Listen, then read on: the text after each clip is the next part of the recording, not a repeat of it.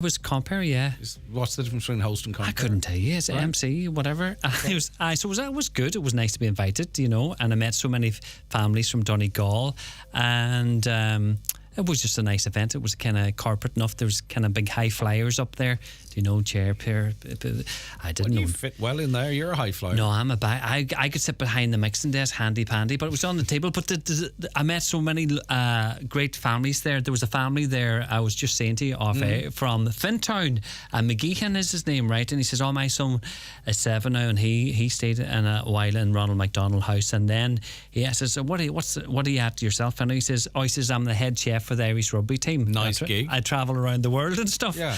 And he says his parents own the Millwheel pub in Fintown. And I says, I used to play the Millwheel the Millwheel all them years ago when I was 12 and 13. As the Gooch Brothers. As the Gooch Brothers. We had the crack and all of that type of stuff. But it shows how small a world it is, isn't it? And there was a family there for Cork that veiled of the house as well, and they have connections with Church Lane Foley's that had the bike shop and all of this. And there's a guy then from Hawthorne Heights who works for Zenith Media down in Dublin as well. He's down there. He came up to me and we're all having the crack. So I chatted to more people from Donegal than I did from down there, which was great, Felt quite at home, Are you getting that whistle?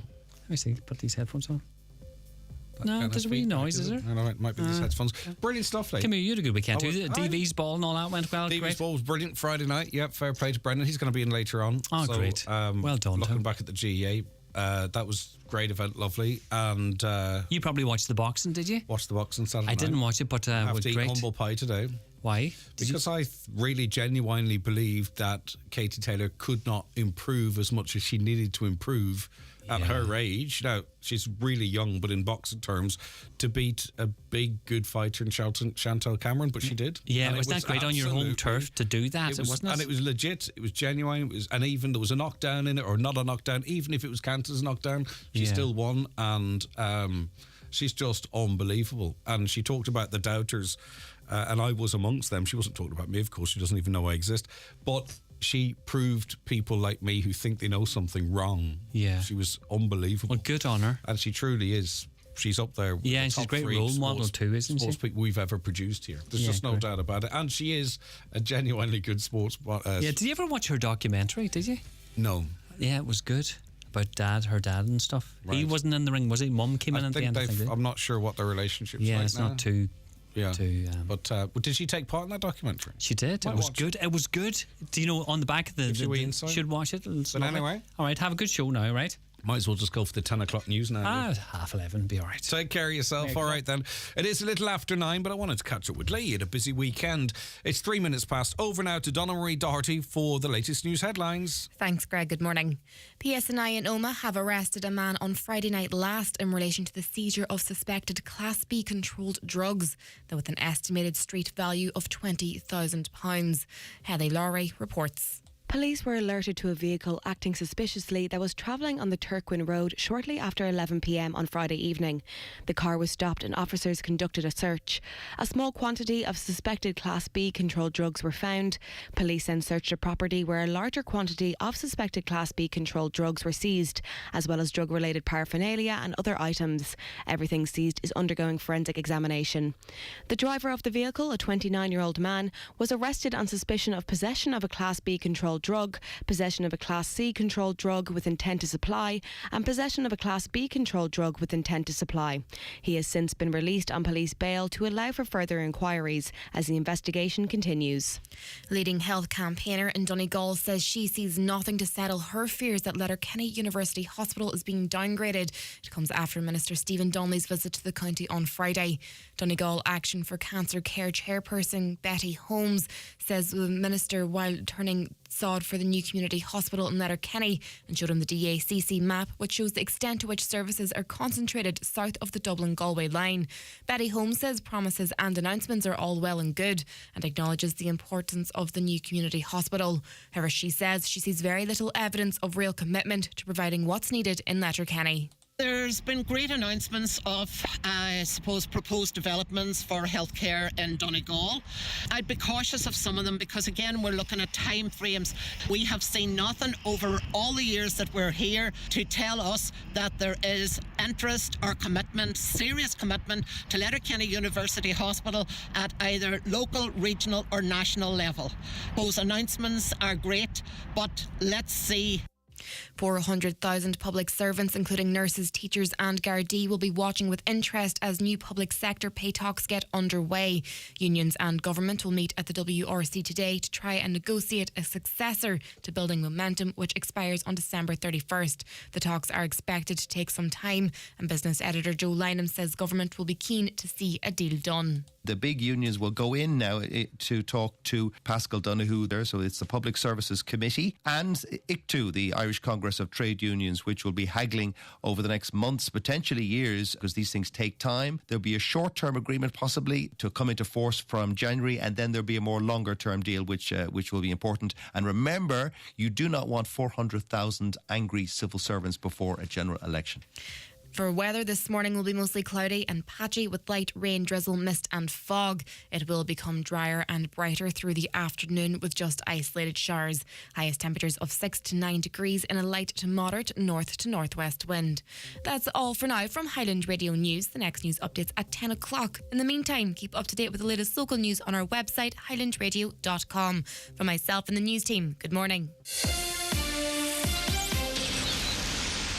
The Department of Social Protection is working to improve disability payments in Ireland. There is currently a consultation on how these payments might work better in the future. We want to hear your views on how the system might be improved. To find out more, please visit gov.ie/disability payments reform. A Government of Ireland initiative brought to you by the Department of Social Protection. The county's #1 talk show, The 9 till Noon Show on Highland Radio. And now it's time for the talk of the Northwest, The 9 to Noon Show with Greg Hughes on Highland Radio.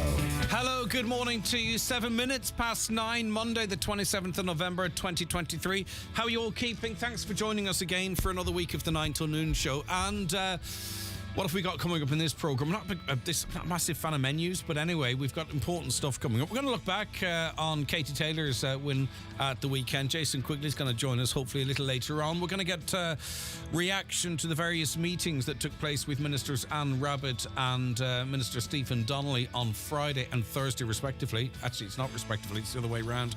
But anyway, we're going to have reaction to that. And there's so much more besides coming up between now and 12. So we want you on board. We want you commenting, getting involved in the conversation, sending your views, your opinions and issues you want to talk about or information you want to pass on to 086 60 25,000 WhatsApps and text that number. Don't forget you can WhatsApp your voice notes to us as well.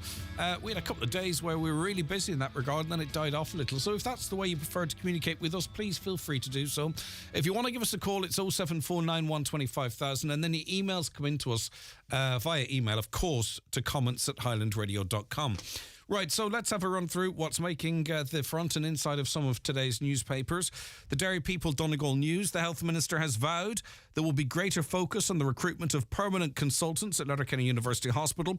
In a one-on-one interview with this newspaper on Friday, the Minister admitted that the issues around the letting go of 2 locum consultants in Letterkenny University Hospital within months of one another after concerns arose about the standard of their work was something that shouldn't have had to happen. A locum consultant urologist was placed on leave in September after concerns came to light and is now no longer working at the hospital. The Quality and Patient Safety Service at the Seattle University Healthcare Group is now reviewing a number of cases where concerns about care of patients have been identified. Minister Donnelly was in Letterkenny on Friday to turn the sod on the new 110-bed Letterkenny Community Hospital. We're going to hear from consultants and GPs who met with the Minister. I'm not saying he was being deflective and I'm not talking behind his back, so to speak, but one of the big conversations he was trying to get across to me, or one of the big points, is that we're too negative.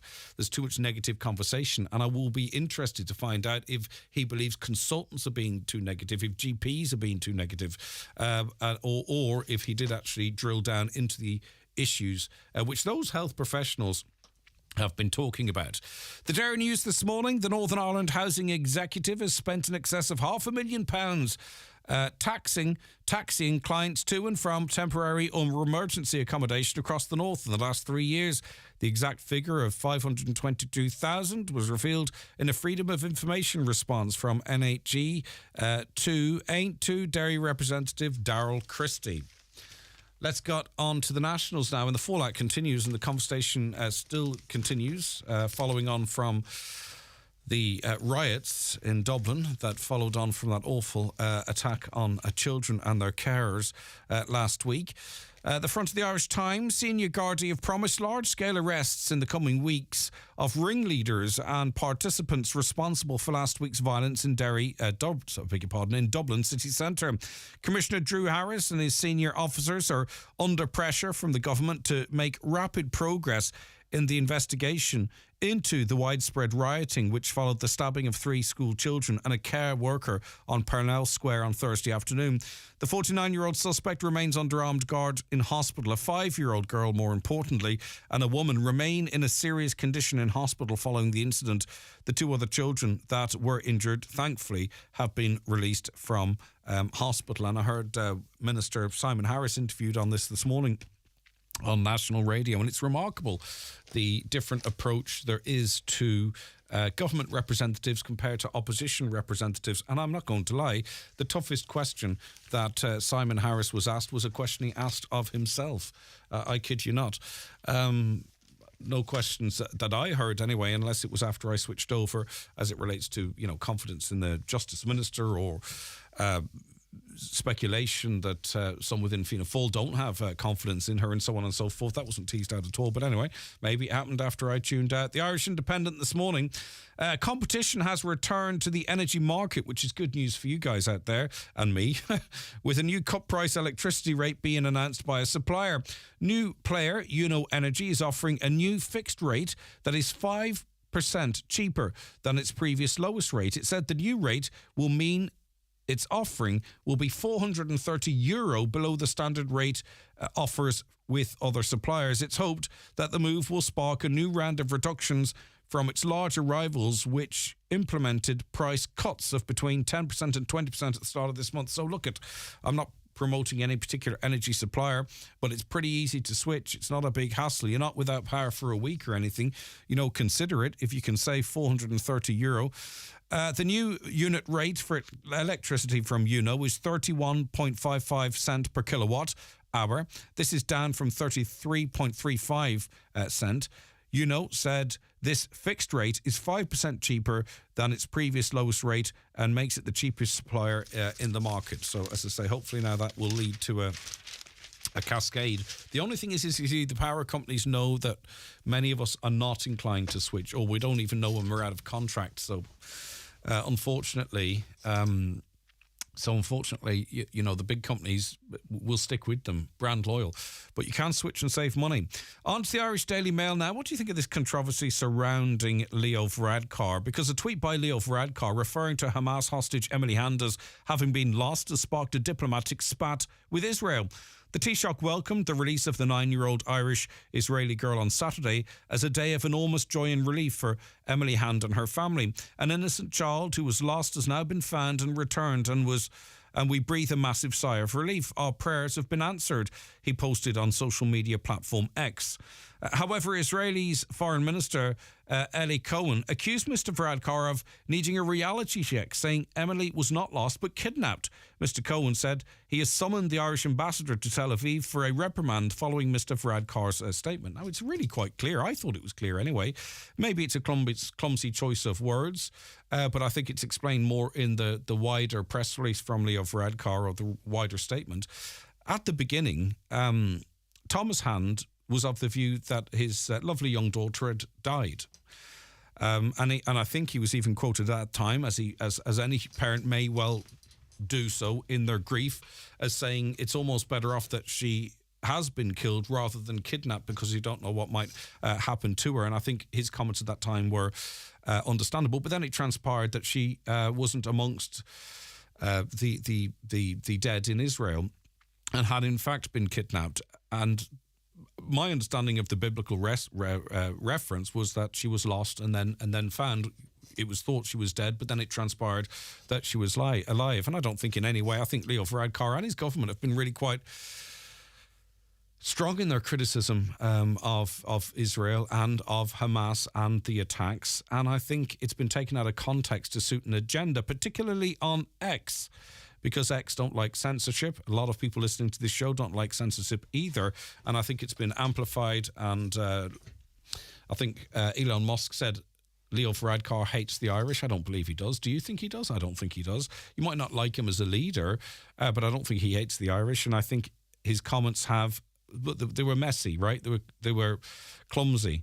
He was ill-advised, perhaps, but it's clear that he was not sympathising with Hamas, and he or whoever wrote it for him was trying to make that biblical hymn reference. It's Amazing Grace, isn't it?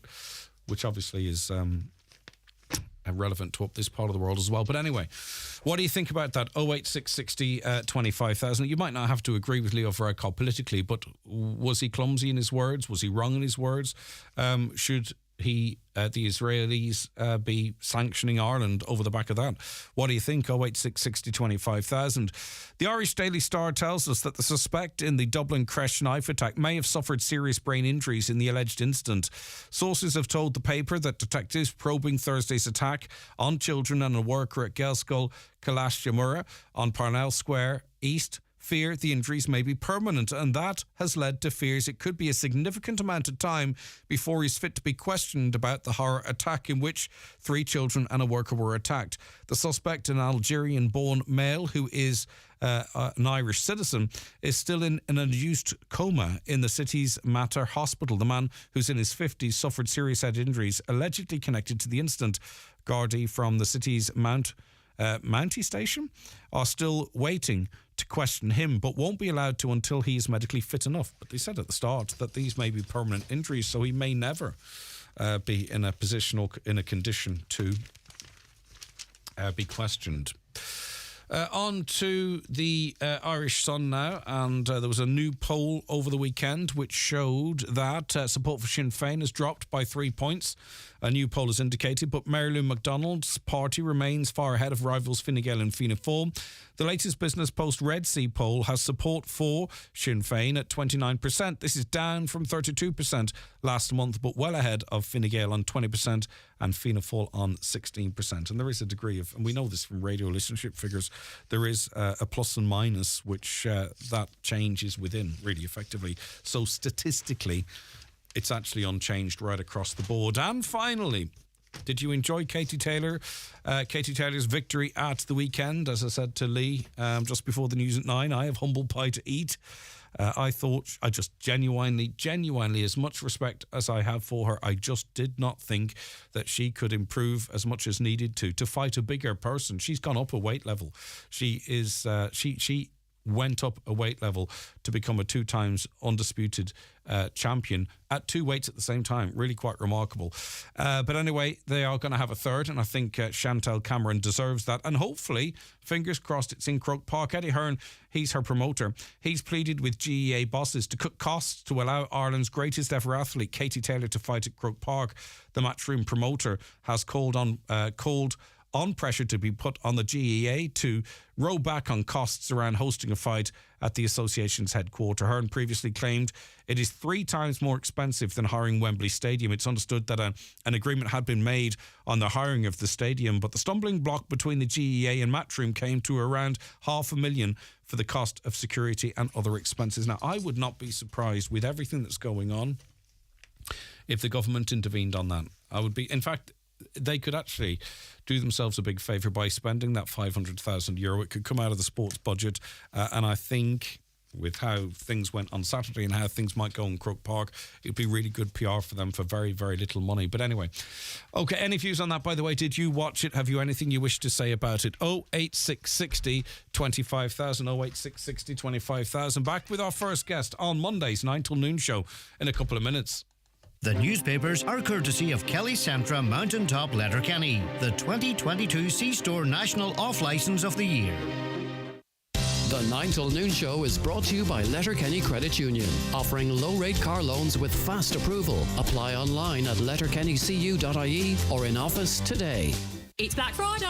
A little birdie told me Very have some fab deals. Oh yeah, like what? Like mega offers on big brands like Dyson and Calvin Klein. And massive deals on gifts for the kids and home. Wowza. The online store for fashion, home and more. Plus ways to pay that work your way. Very. Let's make it sparkle. Event ends 30th of November 2023. The Hyundai Electric family. Designed for yours. The Ioniq 5 with a range of up to 507 kilometres. The all-new Kona with a range of up to 514 kilometres. And Irish Car of the Year 2024, the Ioniq 6 with a range of up to 614 kilometres. Hyundai. Our family. Designed for yours. Your local dealer is Divers Hyundai, Canal Road, Letterkenny. Call 9122 600. A public interest message from Donegal County Council and the Donegal Road Safety Working Group. With reduced daylight hours, the harder it is to be seen on our roads. Whether you're cycling, running or walking, be safe and be seen. As a pedestrian, it's your responsibility to ensure you are fully visible to motorists. Be well lit up and wear appropriate high-vis clothing. Motorists must accept their responsibility and always be aware of vulnerable road users. Donegal County Council, making our roads safer for everyone. Highland Radio time checks with Expressway. Travel Route 32 from Letterkenny to Dublin when you book online and travel for less. Expressway, bringing you the time at... The time is just approaching 9:22. You're very welcome back to the programme. Now, as you know, the Minister for Health came up to Donegal on Friday. There was a number of reasons to do so. Turned the sod on the new community hospital in Letterkenny to meet with consultants who we'll hear from in a short while, and also to meet with GPs, amongst them Dr. Raghavan Paratiyan. Good morning to you, Doctor. Thank you so much for your time today. Good morning, Greg. Thank you for having me. No, it's our pleasure, Doctor, and it's great to have you on the show. You were one of the initial 78 GPs who signed the letter that was forwarded to the hospital management, Cialta management, and on, of course, to the health minister.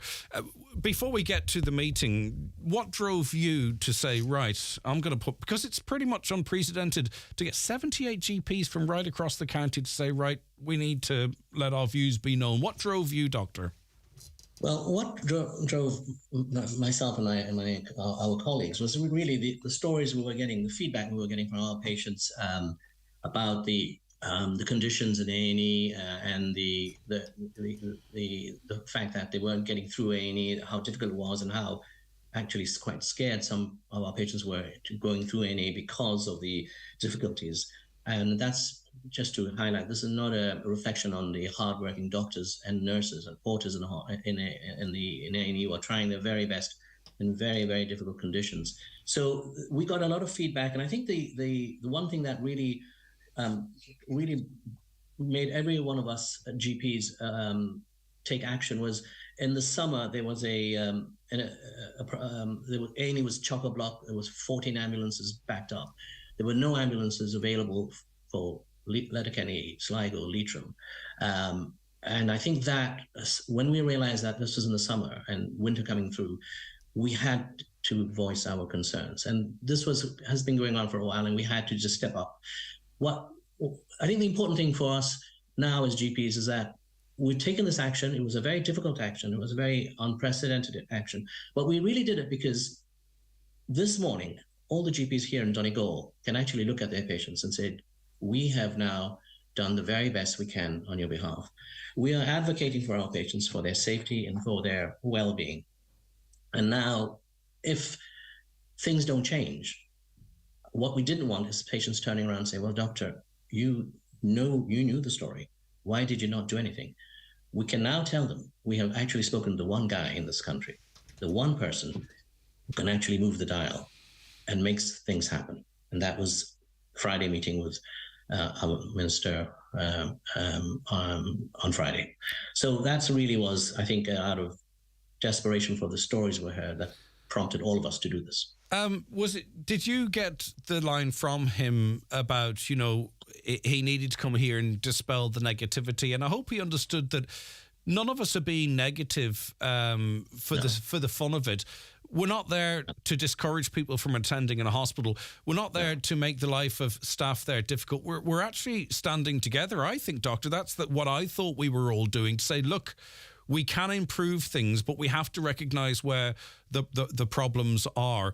Like, no one's being negative for the sake of it. And certainly we're here, I think, supporting the hospital, not detracting from it. But you have to represent your patients' views as well. Yeah, no, I think, look, when this all kicked off, the minister got letters from the GPs, and then, of course, there was a second letter, a very strong letter from the consultants in the hospital highlighting the issues here. The initial meeting was supposed to be in Dublin, but we very politely declined that, and with a bit of persuasion, managed to make him come up here. The reason we wanted him here to come up to Donegal is because he needed to see what was going on here locally. He needed to meet the people.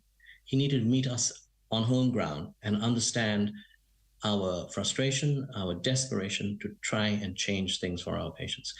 And I heard your interview with him before he met us, and he was a wee bit upset about us scaremongering. We're not scaremongering. Every day, every practice, in general practice in Donegal, hears patients saying, please, doctor, don't send me in there. I can't go there anymore. It's chaotic. I'm sitting in a chair for 14 hours. I'm in pain, etc., etc. This is not scaremongering. This is just reality and the truth. In all fairness to the minister, when he got the letter and he understood that we weren't coming to Dublin and he was going to come up and turn the sod and meet us, he did send a preliminary team here for fact-finding. And they came and they did a very impressive team that came and had a look at A&E particularly and spoke to the people that they needed to speak to. And on Friday, Minister Donald was here together with his full team to meet us. And we had a very frank and open and honest discussion about what was going on. We highlighted, story after story of patients' concerns and their journey through A&E and through the hospital. And he did take it on board. He listened. He asked, relevant questions about it. And I think the penny has probably dropped after the meeting with the general practitioners of how that we have to change things here in Donegal, that we need to have our hospital back up and running, properly funded, properly staffed, porters, nurses, junior doctors, senior doctors. And some of the services that are being slowly eroded and being sent further down south on the west to Galway have to be brought back here, or Sligo for that matter, and that we have to have those services reinstated. We had three missions. We had three really demands to the minister on the Friday meeting, and they were very straightforward. We wanted an external review of the hospital. And the reason we wanted an external review is because we didn't want the hospital or the CELTA management to correct their own homework. That never works. Now, whether it's going to be an external company that comes and does it, or whether it's an HSE team, that I'll leave that to the minister and his team to decide. But we have to have an external forensic review of what is going on in the hospital. We have to figure out, why is it that highly trained, highly specialized, and highly motivated consultants come in through Letterkenny, and then before you know, they're gone. We have essentially a revolving door on the front door. We don't have a front door. It's a revolving door. And that has to be addressed. Why are consultants who are dedicated to do something suddenly find they can't work here anymore? And that is critical, because if you don't deal with that problem, you're not going to fix this.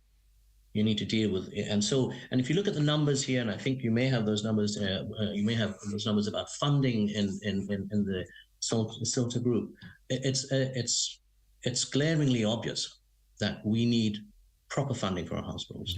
We have manpower issues, underfunding issues, etc. But our three demands are very straightforward. An external review, number one. Number two, the urgent and imminent opening of a medical assessment unit. We have a purpose-built unit here in Letterkenny that was supposed to open in February 23. The Royal College of Physicians came up and said this needs to be open. It has to be properly manned. Consultants, junior doctors, office staff, and ring-fenced. The beds have to be ring-fenced. We had 10 to 12 beds there. There's only 2 beds left. It's not even functioning at the moment. If we had this medical assessment unit with access to diagnostic, in other words, ultrasound, X-rays, MRI, CT, etc., it would divert a lot of patients going to A&E and help us to sort out problems that could happen. And I know there's a third strand to it, but it's also important how that unit is staffed. I presume that we're not taking resources from the hospital and it gets clogged up a different way. But the one thing I thought interesting is the minister, off the back of the team that were up here, said that I think it was half of people that were admitted through ED were discharged the next day. He said that was a particular concern. I'm not sure if he was levelling that at the ED or at GPs unnecessarily sending people up. But that seemed to be a critical point he wanted to get across. What do you say to that? Well, what I'd say to that is that that's actually an argument. That's exactly an argument for a medical assessment unit. Yeah. What happens here? What happens is we don't have access to urgent outpatient appointments. Some patients don't necessarily have to go into A&E, but when we've run out of options, we as GP are working well beyond our remits, looking after very sick patients. They're begging us not to send them in. But what we're doing is, look, we have to get you in, because then hopefully when they get in, they can get access to further investigations. But those investigations don't have to be done through A&E. They could be done through the medical assessment unit. We could have access straight to the outpatients. So I could say to a lady or a gentleman, we can get you an appointment next week, sit tight. You'll be seen in the outpatients, and they will then further investigate you. But we don't have that access, and that's the problem. Thanks, Doctor. I wanted you to make that connection because it's so logical. Stay with me, if you don't mind, for a moment, because Dr. Michael Sugrue has a clinic shortly.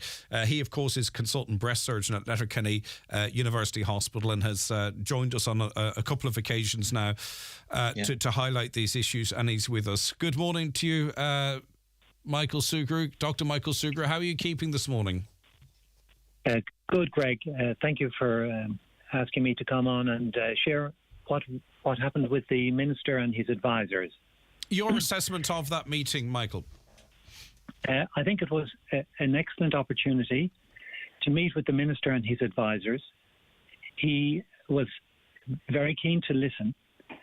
He was well briefed by 6 representatives of the 29 consultants that signed the letter. He listened for almost an hour and a half. He's completely aware of the issues that we raised. And I think it was a very positive meeting. It was a very friendly meeting. And we were all impressed that he was willing to take on board all the items that we identified. So we had a very positive feel about, first of all, him coming and also taking on board. He interacted with the family doctors, the GPs. So positive feeling, Greg, that he has been well briefed and is fully aware of all the issues that we have raised. There were some rumblings around his visit that he wanted to talk to consultants about how the fact that, there's new contracts there are some more consultants in certain areas, but the amount of work consultants are doing, public work that they're doing, wasn't increasing as perhaps it should. Did that come up for conversation, or was that, as I say, just rumblings from his team prior to that meeting? Yes, data was presented to that effect. That was the data we've seen for the first time. I think this data is important. It is important to look and review work activity. I know myself, I see approximately between 2,500 and 3,000 outpatient appointees per year. A figure of 900 was mentioned in the discussion. So I think that data is very, very important. And I know that the minister has been briefed by us relating to 5 key points that we put to him, along with 30 points in a letter. So he will go back now, and he has an opportunity, having been briefed so thoroughly, that he will now be in a position, I'm sure, to look at those and come up with some solutions. And those key issues that we addressed with the minister, these are the 6 representative consultants of the 29 that signed the letter. We talked about the emergency department cubicles, the addition of staff. We talked about rapid bill beds, and he has offered 48 beds. We believe that should be on a demand capacity modelling about 77. We've mentioned that the budget deficit for him, and he's going to look into that. We've talked about facilities for oncology, hematology, ICU, high dependency, and we spoke about the elective hospital that is going to be hopefully planned in the region. So he's well briefed on those, Greg, and I think it was a very positive meeting. From here, what are the KPIs or whatever you might call them? Like, how do we, going forward, gauge success? Because you talked off initially that we needed a plan in here, in a 9-week plan, and it was something we don't want to say, perhaps unlikely, but a threat to actual services at the hospital across the board, right? So how do we gauge over the next while, what period of time, and what are the indicators to suggest that this action has begun to deliver results that will make life better for the staff, that will make patients to be more confident about going in there, and so on? So what do you see as how we judge that going forward? Well, I think the Minister is in a unique position now, having been so clearly briefed to make a change. And he's there with his advisors from HSE, Department of Health, and in fact, Minister McConaughey was present for most of the meeting as well. So there were a significant number of important people in that room to hear and understand what the issues were. And he has it firsthand, and that's been coupled with a very clear message from the family doctor. So I suppose the ball is with the Minister. He has made the effort to come, and it's been very welcomed by us. So that is fantastic. And I think he has a great opportunity now to make a difference. And I suppose you really have to give some time. I suppose we'd like to hear something back in 4 to 6 weeks. Things have to be balanced, I suppose, Greg. But I suppose we, as consultants, we would like to hear something back within 4 to 6 weeks. Okay. Listen, we're over. I know you're very busy, as is our doctor, but I know you have an appointment very shortly. So Dr. Michael Sugrue, consultant breast surgeon at Letterkenny Hospital, thank you so much for joining us. Thank you so much, Greg. Take care. Dr. Paratian, I think it's positive in that now we're having how do I put this, a grown-up conversation out in the public now, that the consultants have their voice. The family doctors have their voice. We have the ear of the health minister.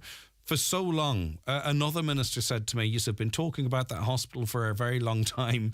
Now we're having a conversation, hopefully, to a means to an end. Yeah, look, I would agree with Mr. Sugrue that our meeting was, at the end of it, very positive, because we felt the minister had got the message loud and clear, that he was prepared to do something about it. And I think genuinely he does care, and I think he's understood the complexity of the situation and what needs to be done. I mean, his team is going to come here and, as I said, do a forensic examination of what's happening in the hospital. I mean, our job as GPs was to highlight the concerns of our patients and advocate on behalf of our patients, and we've done that. And we have insisted that, like the consultants, that we need to have for him to come back to, or his team, I should say, him or his team, to come back to us in the new year to let us know what's going on, so that we keep the ball rolling. We have insisted that we have a medical assessment unit up and running as soon as possible. We have a meeting on the 8th of December, a Zoom meeting with the CEO of the Salter Group, Tony Canavan, with the GPs to highlight what's going on and what is happening and where do we go with this. And so hopefully there's some positivity. I think that's going to be, Doctor, sorry to cut across you. I think that's going to be a really interesting meeting there, because it'll be very interesting to gauge the approach to that meeting by Mr. Canavan. In that beforehand, it was, look, it is what it is. We have a model of health.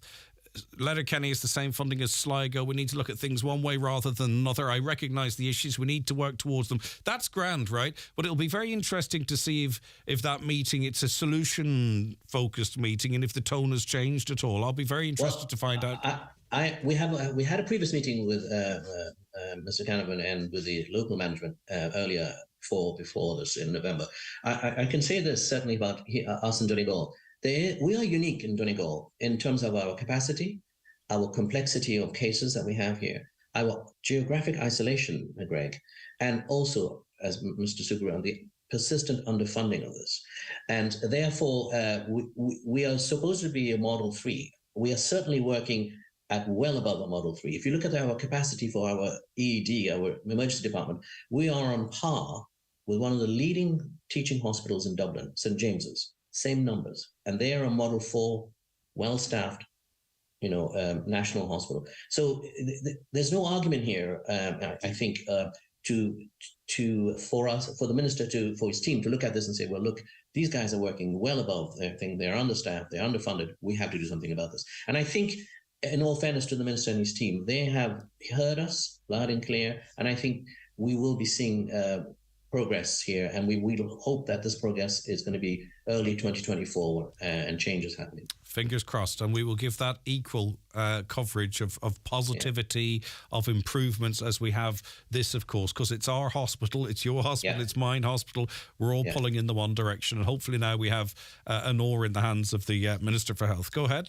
And I'd like to just say one more thing. Just thank you to the radio stations or newspapers, etc., to keep this in the public domain, and that we keep going with us. We're going to be working here. We're going to always be, as GPs here in Donegal, the advocates for our patients' concerns and safety, and we'll keep doing that because that's part of our job. Dr. Raghavan Paratian, thank you so much for your time. Thank you. Take care of yourself. Okay, let's take a break. Any views on that? 086 60 25,000. Watch the show live now on YouTube, Facebook, and at highlandradio.com. The 9 till noon show with Letterkenny Credit Union. Simplify your debts with a debt consolidation loan from Letterkenny Credit Union. Call us on 074 910 2126 or apply online via our app or in office today. Is fontas náisiúnta isce é isce éireann. Tá isce éireann freagrach as servicey isce le nóil atá tláán, sováilte agus íon tífa, agus servicey fuiol isce a thó láthair de éireann. Má tá aon cheist agat faoin service nó le aibid a cheantar a thuairisciú, Jen teagháil le isce éireann ag 189 278 nó té chuigwater.ie. Isce éireann. Ag soláthar servicey isce de éireann. If you're a fairy like me, you'll love the new M&S Light Up Christmas tins because they're shaped like little houses and trees that actually light up. Perfect for my fairy Christmas parties. But look, don't worry if you're a human being, you'll love them too because they're filled with irresistible Scottish shortbread, chocolate chip cookies, Swiss chocolate truffles, hot chocolate or luxury gold tea. These are not just tins. No, these are M&S Light Up Christmas tins. Tremendous gifts for fairies and humans alike. Subject to availability, selected stores. Auctioneers, estate agents, letting agents and property management agents operating in the Republic of Ireland must hold a PSRA licence. When engaging an agent, don't assume your agent is licensed. Unlicensed operators are breaking the law and put your consumer protection at risk. You can check the PSRA register of licensed agents at psr.ie and report unlicensed operators to info@psr.ie. A message from the Property Services Regulatory Authority. Ryan Adams is back on tour in 2024. Join Highland Radio on our trip to Dublin to see the man himself at the 3 Arena on Tuesday the 21st of May 2024. Your trip includes luxury transfers, bed and breakfast at the 4-star Carlton Hotel Blanchardstown, your standing ticket to the show, and a shopping trip to Dublin city centre the following day. This is an ideal Christmas gift. Find out more on the outlet at highlandradio.com or call us on 074 91 25,000. Fair play, Dr. Raghavan and his GP colleagues for highlighting the issues at Letterkenny University Hospital. Time it was sorted for everyone, patients and staff in the hospital. We are really grateful for the stand you're taking. Good morning, Greg. Where were all these doctors and consultants during the lockdown? They were sat on their laurels. Well, they did, as health professionals, what they bought was the right thing, whether you agree or not. Could you ask the doctor why there were only a few trolleys when the minister was visiting, when any other time there was a queue? Thanks, Greg. It was 5-3. Do you know what I'll do? During the 10 o'clock break, I'll actually look at the last few Fridays, to be fair, okay? Because I did make a quip on Friday about there being few waiting. But what I'll do is I will have a look at consecutive Fridays so we get a trend. How's that? Thanks all those GPs who are working hard for the people of Donegal on our behalf to fix our hospital.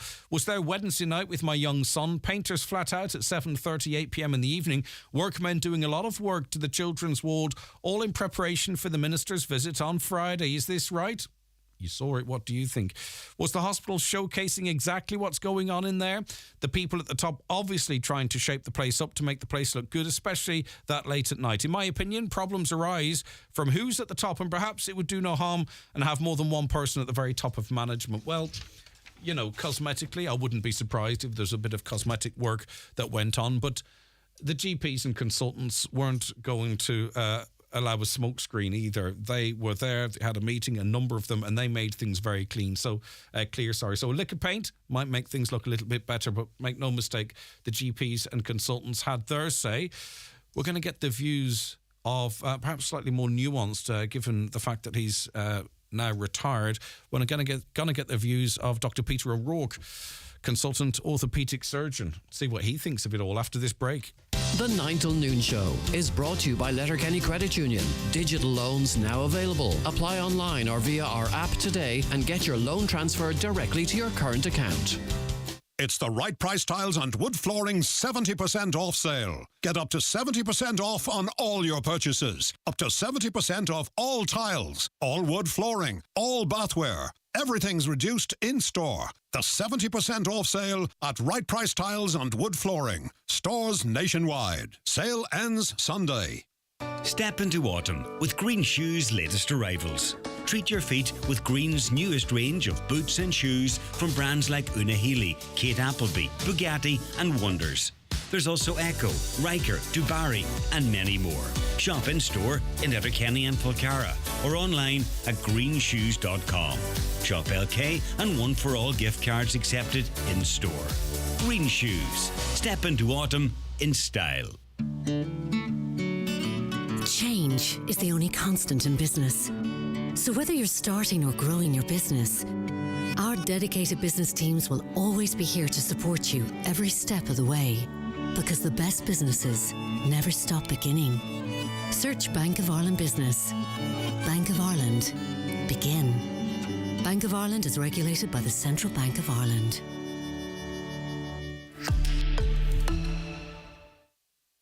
the night before Christmas, when all through the house, not a creature was stirring, not even a mouse. The quiet at home was blissful and calm. The quiet in Gaza was a deathly alarm. It followed a bang and a home raised to the ground. Through the rubble he dug until she was found. For hours she fought. She tried to be brave, but without the right care, she couldn't be saved. She takes her last breath, her mom by her side. Her dad holds her hand as they bid her goodbye.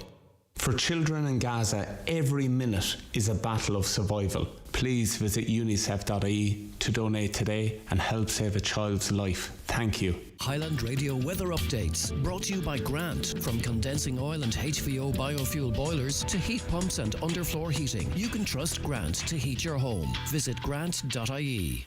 Okay, it'll become drier and brighter through the afternoon with just isolated showers, highest temperatures of 6 to 9 degrees and a light to moderate north to northwest wind. Dr. Peter O'Rourke, former consultant orthopaedic surgeons, with us on the show now. Good morning to you, Peter. Thanks for your time. Morning, Greg. I suppose I'm interested actually to get your views on some statistics that the Minister furnished us. Obviously, he wanted to come up with some positivity.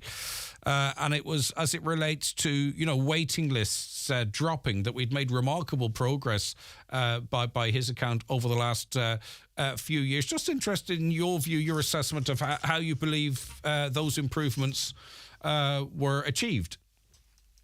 Well, I think it was a masterclass in obfuscation what the Minister said. He gave figures of between 25 and 30% reduction in waiting lists.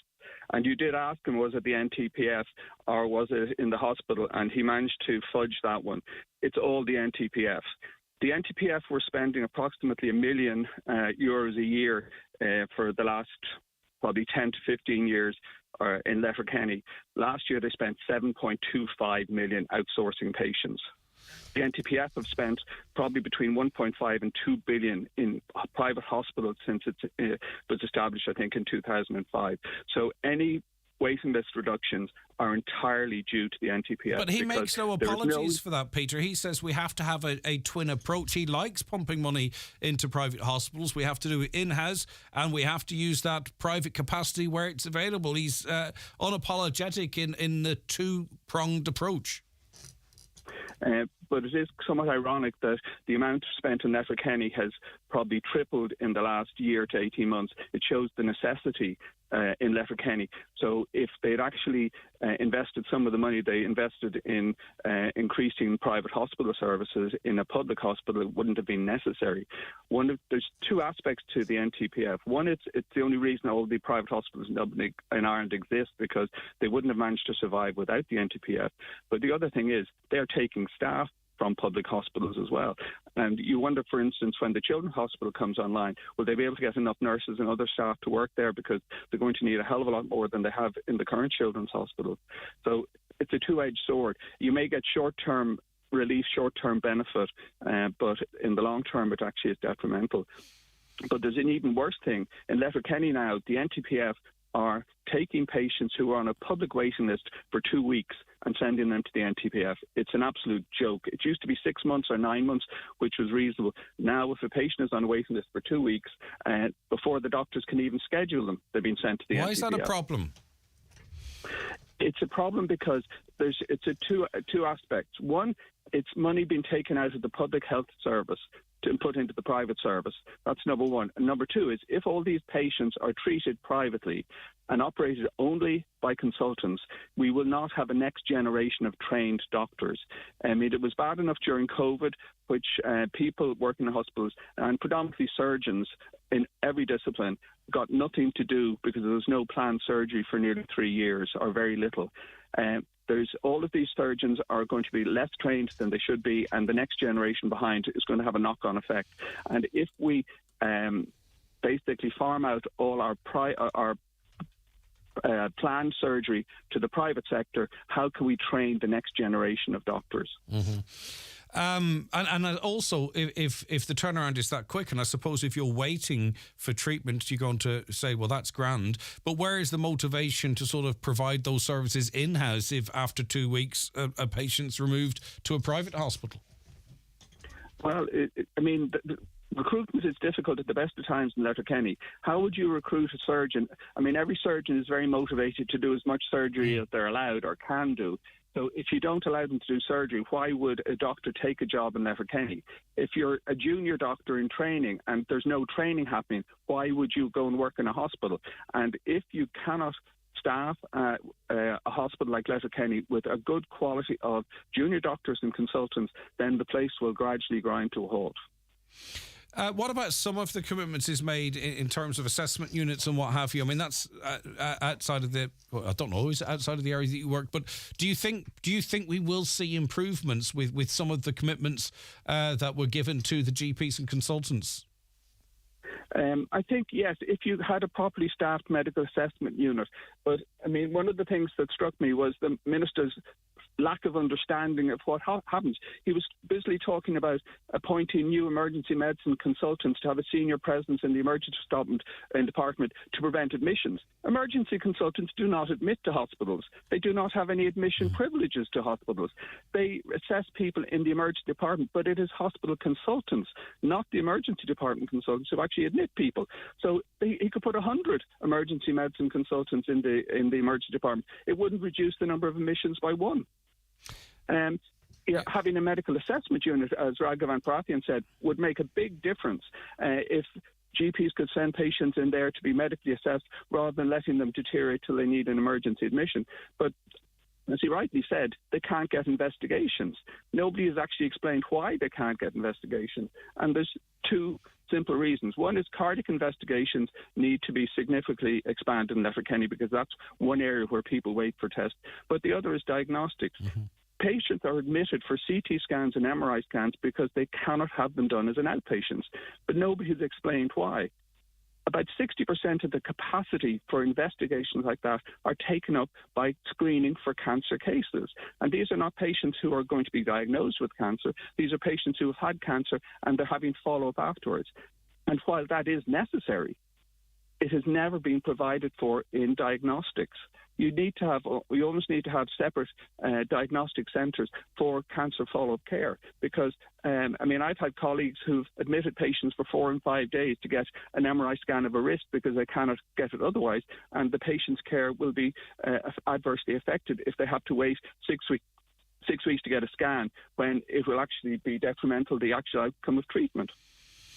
Yeah, you've said in the past you'd be concerned about getting older in this part of the world. What's happened over the last number of weeks, would it make you any more optimistic? Not in the slightest. I think everybody's naive if they think the minister will actually do anything in any sort of a time frame that would be beneficial to the hospital. I was involved in the management of the hospital at various committee levels for literally the entire time I worked there, 23 years. I was on a phase 3 development plan 23 years ago. I was on ones where we were discussing a new ambulatory care facility to involve day surgery, endoscopy and outpatients. That went by the wayside. I remember 10 years ago after the flood talking to the general manager and saying that I would never do another clinic on the site, on the campus site at the hospital. And he said, don't be ridiculous. Of course, we'll have a new outpatients. Now his view is we don't need one because we have this lovely facility which they're paying rent for an annual basis down in McGinley's. I mean, nothing changes. Yeah. And then, of course, in 2016, there were commitments to increase the ED capacity. That never happened either. Yeah, I know. I mean, it's not, as I said, none of these problems are new. They have been around for 20 years. So why they think suddenly? The only reason is the minister now is sort of in the crosshairs of everybody, and he's publicly gone out and said he would have to deal with this. But there's an election next year. By the time there's an election, he won't be Minister of Health, and it'll be someone else's problem. So it'll be just kicked down, the can will be kicked down the road. And I would not have any great expectation that there'll be any positive outcome of this. Publicity is great, but whether it'll benefit the hospital or not remains to be seen. And the other thing is that, you know, as I said, obfuscation. The minister was sort of extolling the virtues of our gynecology service, but the problem was there wasn't major resources put in to increase that and resolve the problems there. A lot of the resources were moved sideways rather than new resources. And the minister was talking about the extra money that he's poured into Letterkenny. That money was poured into every hospital in the country. It wasn't over and above what was already needed. And the problem is Letterkenny needs a lot of money over and above what was already spent. Yeah. But that ain't going to happen very quickly. No, because that's the generations of underspending. Okay, listen, thanks for your views as always. Thanks for accepting our invite. Dr. Peter O'Rourke, retired consultant orthopaedic surgeon. Of course, we want your views on this as well. 086 60 25,000, 086 60 25,000, or give us a call on 074 125,000. Emails also to comments@highlandradio.com. It is the 9 till noon show. And again, sorry if it appears that we're back on this issue again, but obviously it's important that we talk about it off the back of the events of Friday and Thursday as well. We had another minister up here, and it is not to be negative. It's not to spin a negative narrative. That's not what we're here for. But we've heard from GPs, consultants, former consultants, with an understanding on something that's as important as anything, I think, to all of our well-being, and that's how well or otherwise our acute hospital functions. And we just had to give it the space that's required. The 9 till noon show is brought to you by Letterkenny Credit Union, with monster loans available up to €60,000 for all occasions. Visit letterkennycu.ie. McCullough Jewellers in Letterkenny are synonymous with fine jewellery, quality watches and giftware. With stores at Main Street, Letterkenny and the Letterkenny Shopping Centre, or online at ormccullough.com. You can choose from their quality product range in a relaxed atmosphere, and their sales staff will be happy to help you make the right choice, whatever the occasion. McCullough Jewellers, making moments magical for generations. Stay warm for less this winter with Homeland. Willow Warm Eco Briquettes, 100% renewable, 100% Irish wood. Buy 3 bales, get 2 fire logs free. Nationwide delivery available. Shop in store or online at homeland.ie. To help with the cost of heating your home during the winter months, the Fuel Allowance Scheme is now available. This allowance is paid at a rate of €33 a week for 28 weeks. To find out more and check your eligibility, visit gov.ie/fuel allowance. The quickest and easiest way to apply is online at mywelfare.ie. One payment per household. A Government of Ireland initiative brought to you by the Department of Social Protection. Cyber Monday has arrived at thecope.ie. Enjoy massive savings across all departments with mega deals on electronics. 50% off selected ladies' dresses and jackets, 25% of all trainers in our sports department, and 20% off ladies' wear and menswear in our clothing department. See The Cope done low on Facebook for more. At PTSB, we know our customers' needs are evolving, so we're evolving too, by bringing the best of technology and people together. Every interaction, every innovation, and every connection is built upon a better understanding of you. And it all comes together to create a banking experience that's altogether more human. PTSB, altogether more human. Permanent TSB PLC trading as PTSB is regulated by the Central Bank of Ireland. Live, on air, online and on the Highland Radio app. This is Highland Radio News. Good morning, it's Donna Marie Doherty with the news at 10 o'clock. A GP that met with Health Minister Stephen Donnelly last week rejects claims of scaremongering, but says they're simply raising concerns of patients. Dr. Raghavan Parashian says he now feels that he has advocated for his patients in a meaningful way. Speaking to Greg Hughes on this morning's 9 till noon show, Dr. Parashian says it was essential for Minister Donnelly to see firsthand the problems faced by Letterkenny University Hospital. He needed to see what was going on here locally. He needed to meet the people. He needed to meet us on home ground and understand our frustration, our desperation to try and change things for our patients. And I heard your interview with him before he met us, and he was a wee bit upset about us scaremongering. We're not scaremongering. Every day, every practice, in general practice in Donegal, hears patients saying, please, doctor, don't send me in there. I can't go there anymore. PSNI in Omagh arrested a man on Friday night last in relation to the seizure of suspected Class B controlled drugs.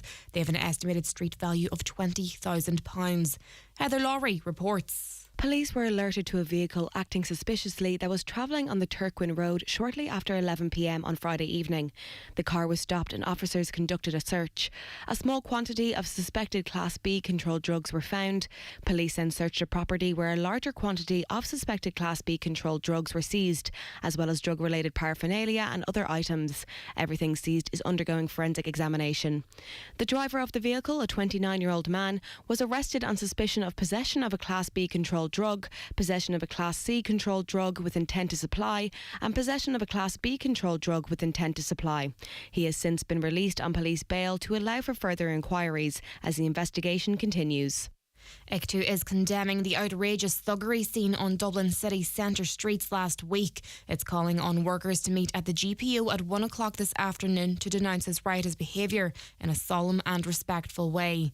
The Irish Congress of Trade Unions also wants to show solidarity with the children and care worker attacked in Parnell Square last Thursday.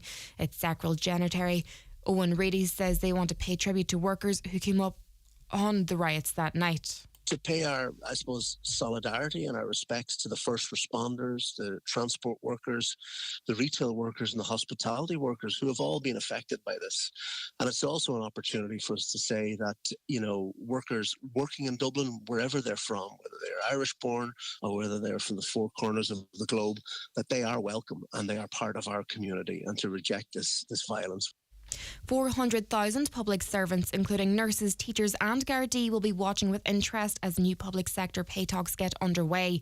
Unions and government will meet at the WRC today to try and negotiate a successor to Building Momentum, which expires on December 31st. The talks are expected to take some time, and business editor Joe Lynham says the government will be keen to see a deal done. The big unions will go in now to talk to Pascal Donoghue there, so it's the Public Services Committee, and ICTU, the Irish Congress Congress of Trade Unions, which will be haggling over the next months, potentially years, because these things take time. There'll be a short-term agreement possibly to come into force from January, and then there'll be a more longer-term deal, which will be important. And remember, you do not want 400,000 angry civil servants before a general election.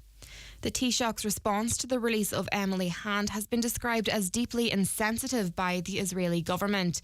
The 9-year-old Irish-Israeli girl was held captive in Gaza for 50 days after being kidnapped by Hamas during its October 7th attack. However, Leo Varadkar has been criticised for saying an innocent child who is lost has now been found. Israeli government spokesperson Elon Levy says the statement caused a lot of hurt. If taken literally, this was of course absurd. Little Emily Hand was not hiding in a lost and found box. I think the explanation that this was an allusion to scripture does the Taoiseach no favours, because there can be no comparing between Emily Hand and the prodigal son. She was not some wayward sinner who went away and then came back for forgiveness. She was brutally abducted by Hamas, a terror organisation that the Taoiseach does not mention in that statement.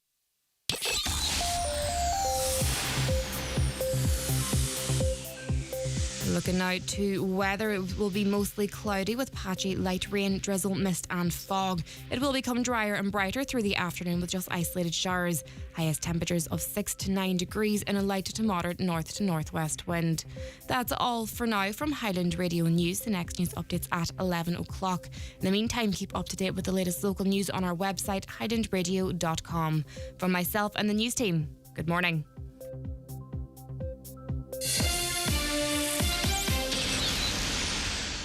The obituary notices this Monday morning, November 27th. The death has taken place in Hollingbourne, Kent, England, of Bridget McClune Nee Walsh, formerly of Derryrush, Rossmuck, Connemara, County Galway, resided in Catford, London and surrounding areas for over 50 years. Late husband of Paddy McClune, Rossbeg, County Donegal.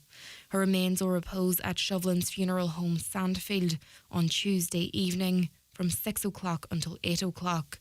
Funeral from there on Wednesday morning at 10:30 in St Connell's Church, Kilclooney, for 11 a.m. Requiem Mass, with burial afterwards in the adjoining cemetery. Bridget's funeral Mass can be viewed live on Shuvlin's Funeral Home Facebook page. The death has taken place of Kathleen Gilday Nee Shuvlin, Monargan Ardra, Donegal.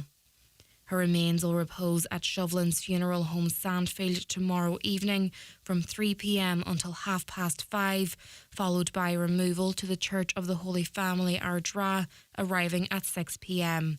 Funeral Mass on Wednesday afternoon at 1 p.m, followed by burial in the adjoining cemetery. The death has taken place of Dovile Acute, 27 Riverview Granshaw Road, Buncrana. Remains reposing at McLaughlin and McLaughlin's Funeral Directors, Main Street, Buncrana, today from 6 o'clock until 9 o'clock. Funeral from there tomorrow at 9:40 a.m, going to St Mary's Oratory, Buncrana, for 10 o'clock Requiem Mass, with cremation afterwards in Lakelands Crematorium, Cavan at 2:30. Funeral Mass can be viewed online at churchservices.tv and cremations also at churchservices.tv. The death has taken place of John L. Brennan, 8 Dennett View, Burndennet. Remains are reposing at his home.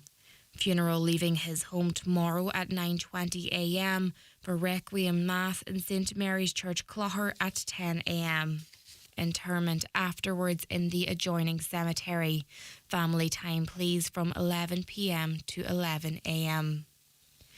The death has taken place of Michal Seamus O'Gallagher, Michael James, Chemist House Bunbeg, originally of Cotton Derrybeg. His remains are reposing at his home. Rosary is nightly at 8 p.m, house private after Rosary and before the funeral tomorrow. Funeral Mass tomorrow in St Mary's Church, Derrybeg at 11 a.m. Interment afterwards in Maharagowan Cemetery. The funeral Mass can be viewed live on Kieran Rorty, Funeral Director Facebook page. The death has occurred of Jean Doherty, Nee Duffy, Knockgalla Drive, Buncrana. Jean's remains are reposing at her sister Mary Kemmy's residence, Lisfannon. Removal from there this morning at 10:15 to St Mary's Church, Cockhill, for Requiem Mass at 11 a.m, followed by interment in the adjoining graveyard. Family flowers only, please. Donations in lieu, if desired, to the Patients Comfort Fund, Buncrana Community Hospital, care of any family member or Murphy Funeral Directors. The death has taken place of Grace Gallagher, Gracie Dunmore, Nee McFadden of Moira, Falcarra. Her remains are reposing at her son Patrick's house in Moira. Funeral Mass this morning in St Finian's Church, Falcarra at 11 a.m. Interment afterwards in the adjacent cemetery. Funeral Mass can be viewed live on the Kieran Rorty Funeral Director Facebook page. For family information and more details regarding wakes and funerals, please go to highlandradio.com.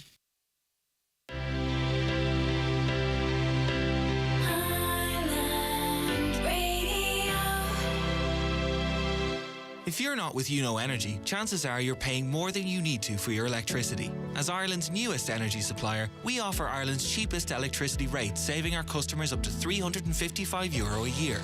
So if you want to pay less for energy, simply pay a visit to unoenergy.ie and sign up for big savings with smaller bills. With UNO Energy, you just know. UNO Energy discount rate EAB €1665. Supplier's pricing may change. For T's and C's and rates, see unoenergy.ie. The county's #1 talk show, The 9 till Noon Show on Highland Radio. Okay, you're very welcome back to the programme. Good morning if you are just joining us. Okay, let us get to some of your comments coming in so far this morning. Funny day, Minister for Health. There was only 3 waiting in ED. Well, do you know what? Facts matter. So I thought I'd run through the list for you. So you're quite correct. There were 3 on trolleys on the 24th, which is Friday, isn't it? 3 waiting a bed. The Friday beforehand, it was 26, so it went from 26 to 3. But the Friday before that, it was 2, and the Friday before that, it was 4. And the Friday before that, in October, it was 7. 6 the Friday before that, 7 the Friday before that, and 25 on the 6th of October. Okay, so in fairness, sometimes it can be very high on a Friday, but also, and as I say, we have to be fair, and it's about facts here. Quite often, it seems, on a Friday, 6, 7, 7, 4, 2 and 3. The figures can be quite low on a Friday morning as well. So as I say, facts are important, and those are the facts. It's been quite high on a couple of Fridays, but ordinarily it seems it's in the single digits or low single digits. I listened to the interview with the Minister on Friday. He definitely had all his homework done and was well briefed on what questions he might be asked. Unfortunately, despite your best efforts, he managed to skirt important issues with a plethora of statistics. Healthcare and medicine is a complex issue. I think it would be better if the Minister was interviewed by you in the company of a consultant or doctor who wouldn't be blindsided by statistics. Well, my job as an interviewer is not to land punches, or to catch him out or whatever. The Minister is entitled to his interpretation of statistics without them necessarily being argued by a consultant who would be not inclined to take part in that interview, as he said anyway. So as an interviewer, I get stuff on the record. He was meeting with GPs and consultants after the fact. There's basic questions that, are important to us as it relates to funding, getting procedures, getting certain being able to see certain consultants and all that type of stuff. So I take your point, but he was able to tease that out with consultants and GPs after the fact. Minister visit, is it genuine? Is it speech play, asks another listener. Is it pre-election preparation for upcoming funding announcements to keep seats in Donegal, Fine Gael and Fianna Fáil? Keep guessing, but the terrible situation where consultants must organise to feed back about the lack of management and resources is a testament to the mismanagement by HSE and government.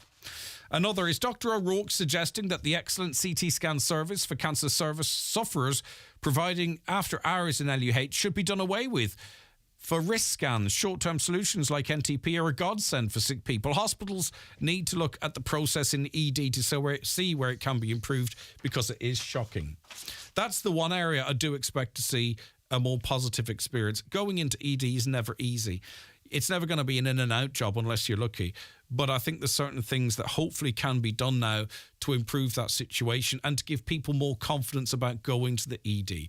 Because it's a fine hospital in many, many areas when you get in. The staff are amazing. They work so hard under such difficult circumstances. So if we can get that part of it right, get the ambulances in and out quick, I think we're on a pathway maybe that might improve patients' confidence in the facility. Bring Dr. O'Rourke back on. I never heard as much sense. He should be running that hospital, says a listener. Let me see. More coming in, of course. Hi, Greg. The doctor says Letterkenny is a revolving door and people leave as soon as they come in. I'm curious why that would be. It seemed he was going to say, but didn't. Well, I think he did say, because what he was suggesting is that in the absence of certain diagnostic tools. So in other words, if I go to my GP and I'm suffering a severe headache, right, the GP may presume that maybe I've got, I don't know, maybe I've got eye strain or something, or I've got a sore neck and the pain's shooting up and into my head and paracetamol's not really working for it. Now, the GP might believe that is what it is, but he also needs to make sure that it's not something more sinister. He can't diagnose that there. He's not going to take a chance with my well-being, so he's going to send me into the ED just to be sure. So I might then be admitted, get a couple of scans, hopefully everything's okay, and then I go home the next day. And that's the revolving door. Whereas if suspected ankle breaks or whatever were seen in a different facility other than ED, like a medical assessment unit, well, then I wouldn't be admitted to get my ankle checked and then released. I'm mixing up examples, but that's, from my understanding, what the doctor meant by a revolving door, that for diagnostics, people are going in, everything's okay, thankfully, and then they're sent home, but they have to be admitted for some of those diagnostic services, whereas we could have a different facility that would relieve that. If I understand correctly, that's what he meant by the revolving door. If he's listening or someone close to him is listening and it's something else, I'm more than happy to correct the record as well. Just pick up on your comment there, Greg, about cosmetic work as if it allowed before a minister's visit. The hospital don't agree with you there on that point. Where did the money come from to get these painters in? Should that work not have been done right in the first place, i.e. minister coming to visit to get the place looks bad done before he comes? I get your point we're saying. I'm just saying it doesn't surprise me. It doesn't shock me. I'm sure if we had someone important visiting here, we'd tidy the place up a bit. I think that's understandable, but we can agree to disagree. Why is it now all GPs are sending everyone to the ED, even for stitches? Thanks to all those GPs who are working hard for the people of Donegal on our behalf to fix our hospital. Right, okay, I read that one. Hobby's saying he's switching over to ITV last week to watch a programme beginning at 8 p.m. Coronation Street was still on, and it was portraying a stabbing between students at a school and other students on their phones recording it. All this before the watershed. It's a dangerous situation that children tuned in believing this is the norm. Well, that's an ongoing storyline, and it's quite a difficult storyline about bullying and peer pressure in schools. And those stories play out not in one episode, but over multiple episodes. I find an awful lot of those when they try and tackle an issue, it's box ticking, because they do it in consultation with various groups and they go through the obvious things that you see and the obvious outcomes. But if anyone who's watching it on a consistent basis, especially students, I think it might give younger people an opportunity to say, that's happening to me. I'm being threatened at school. And eventually the bully's going to get his comeuppance. So there's a message there as well. As I said, I'm just happen to be privy to that storyline. And if you switched in and out, maybe that's how you would see it. But I think it's trying to tackle young people who are being bullied both in person and online, unable to speak to parents. And as I say, I presume it's going to play out in a positive way for the victim of that. And don't forget to mention the Late Late Show. Did Patrick do us proud? It was brilliant. Didn't get to see it yet. I'm actually proper delighted that Patrick Kilty knocked it out of the park. There would have been huge pressure on him. Everybody loved it.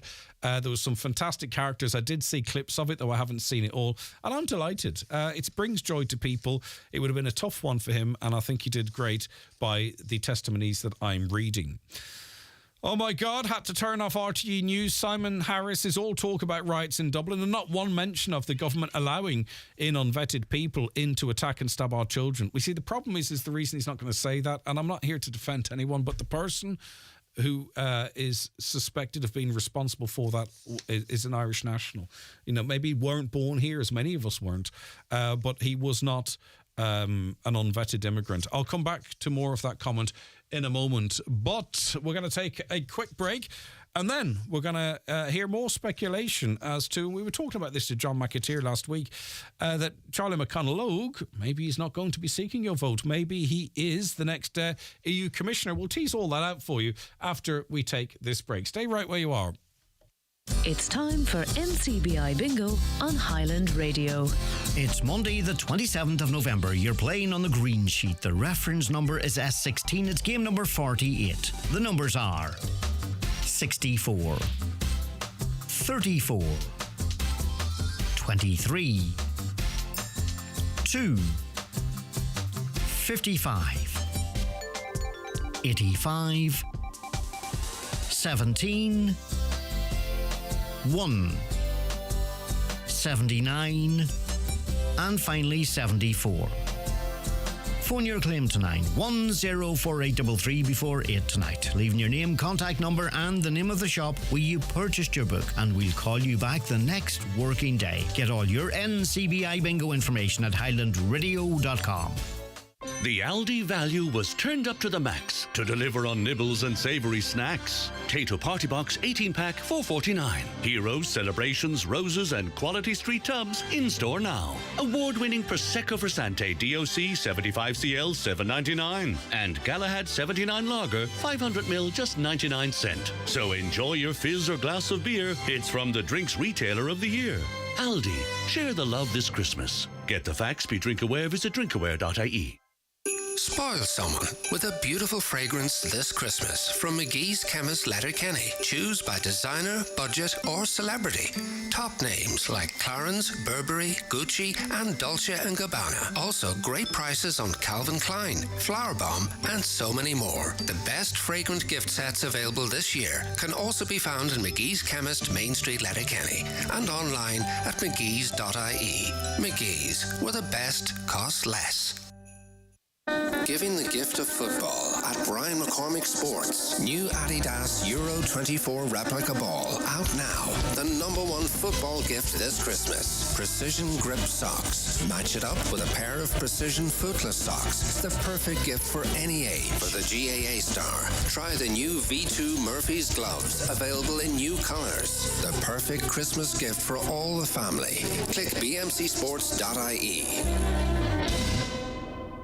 The 9 till noon show with Letterkenny Credit Union. Now offering mortgages from €40,000 to €600,000 with no hidden fees or transaction charges.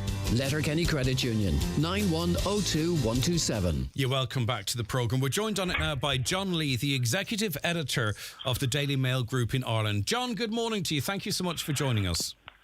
Good morning, Greg. How are you? I am doing good. Now, there has been some ongoing speculation linking Agriculture Minister Charlie McConalogue to an EU Commissioner's job. And I think he was asked the question earlier this month, maybe around the 7th or 8th, if he was ruling himself out of it or if he saw it in his future or not. And he didn't rule himself out of it. So can you give us a background to this speculation and how he could end up as a EU Commissioner, John? Well, the speculation was certainly turbocharged when a man like Charlie McConalogue, not known for revealing his cards too often, went away from the usual political tactic of saying, "Oh, I'm in a job now, I'm not going anywhere." So, by his acceptance that he's figuring in it, one would heighten the view that he is certainly. I would say he's the #1 contender. That's for sure. It comes about, with no disrespect to Mr. McConalogue, but by a process of elimination. The EU Commissioner's job is one of the most sought after now in politics, and not disconnected to the fact that it's a rather secure role financially. The package is extraordinary, really, when you start adding everything. Well over 300 grand a year you'll take in from tax allowances and everything else. And it does give a security of tenure also, that you'll be there for 5 years, guaranteed that if you do okay, you could be there for 10 years. There was an agreement at the outset of the government, because Fine Gael have held this role for a number of years in the coalition, that Fianna Fáil would be getting this role. And the discussion within government and without about who was to take it has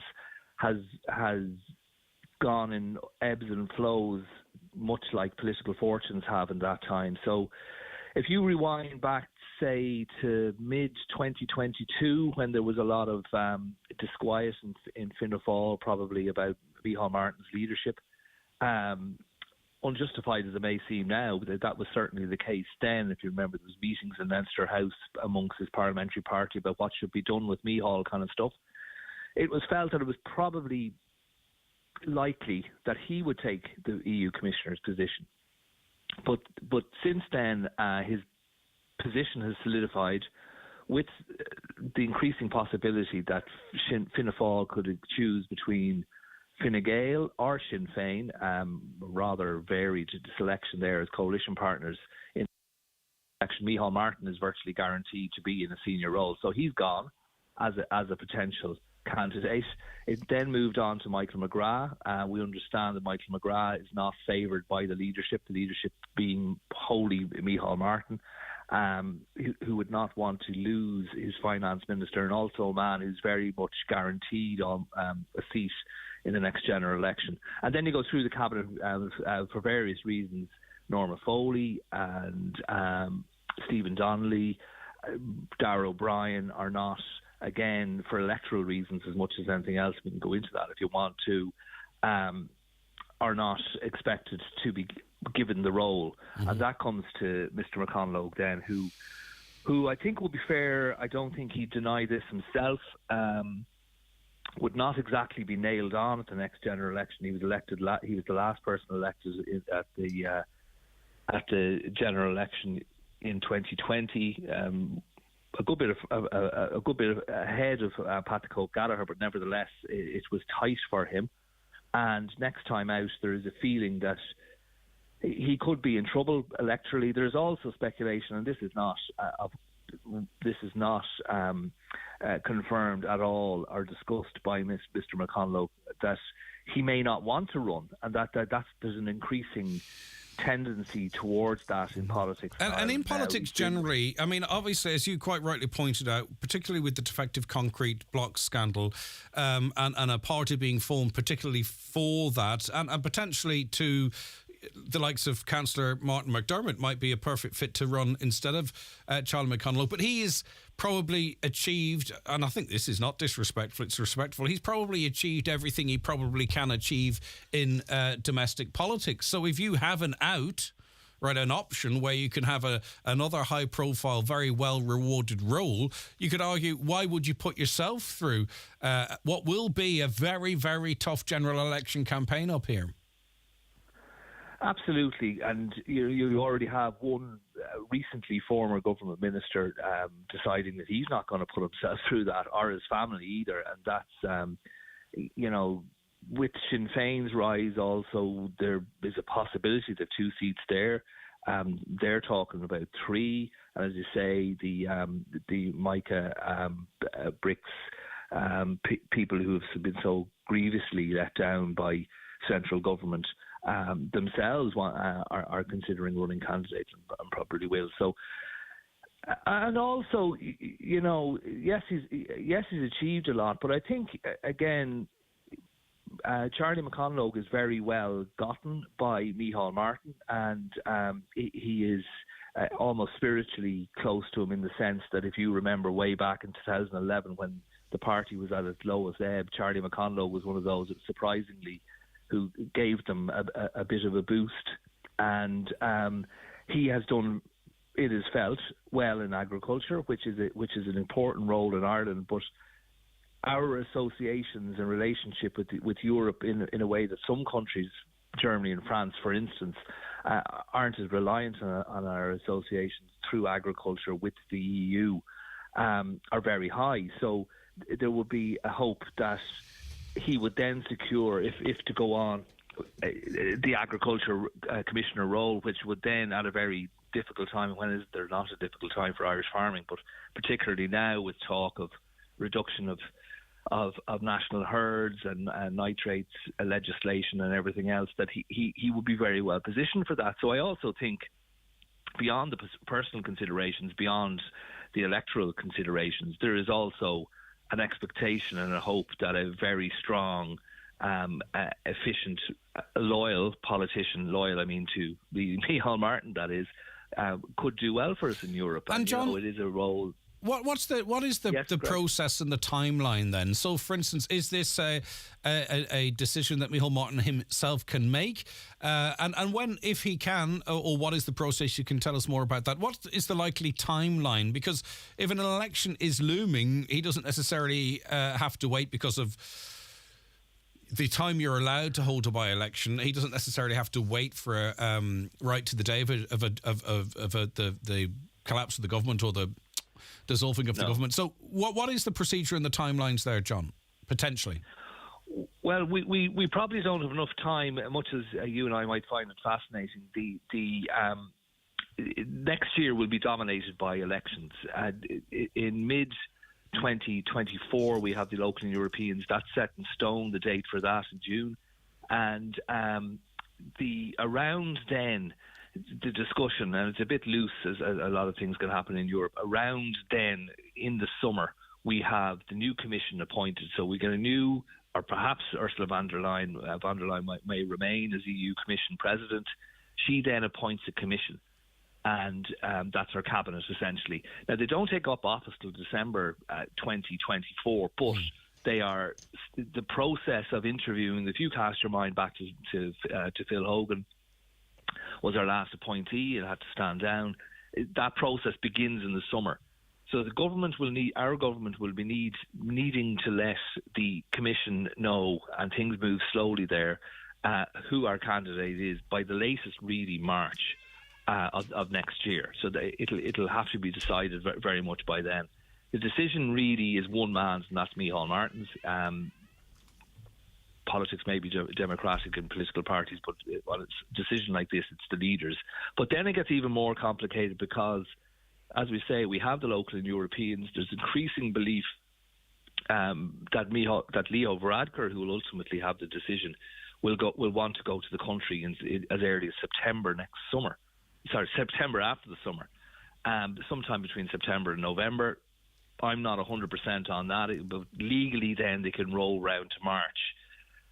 If in that period a cabinet minister, a TD, is appointed, say December, and that could be after a general election, of course, but will have been nominated at that stage and ratified.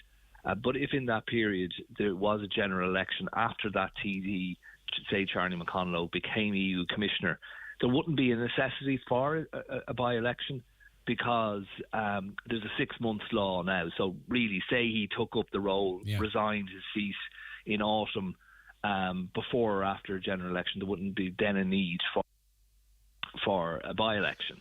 Would that be advantageous too, John, as well? Because it depends on what they want to do. I really would not be surprised to see Pat the Cope Gallagher back in the frame again.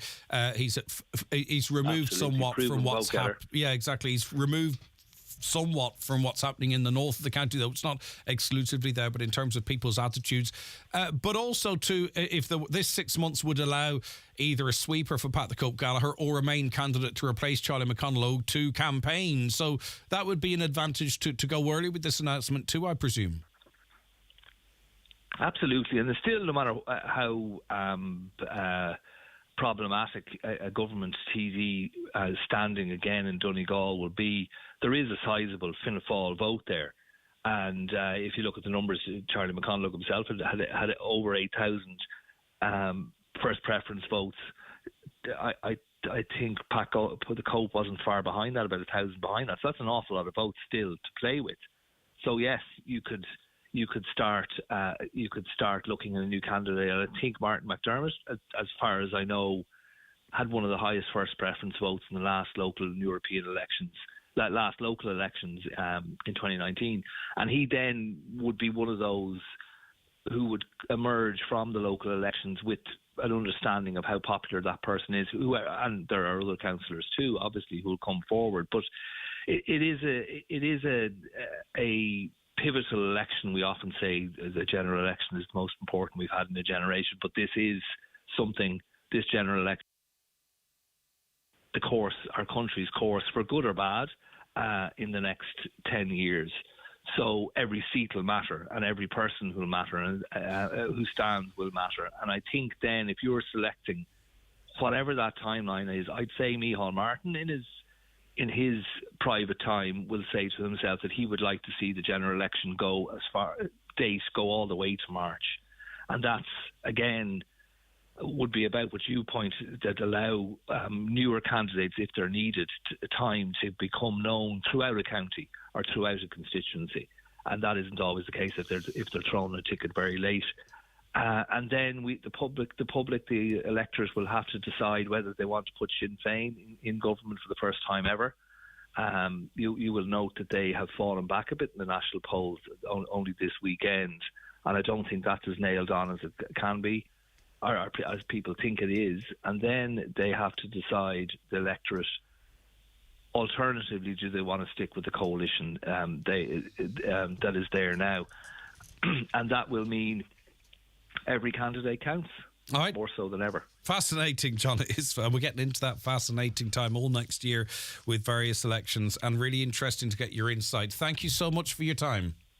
Thank you, Greg. Take care. John Lee, who's executive editor of the Daily Mail Group Ireland. And if that were to transpire, things would stop making a little bit of sense in certain areas. Okay.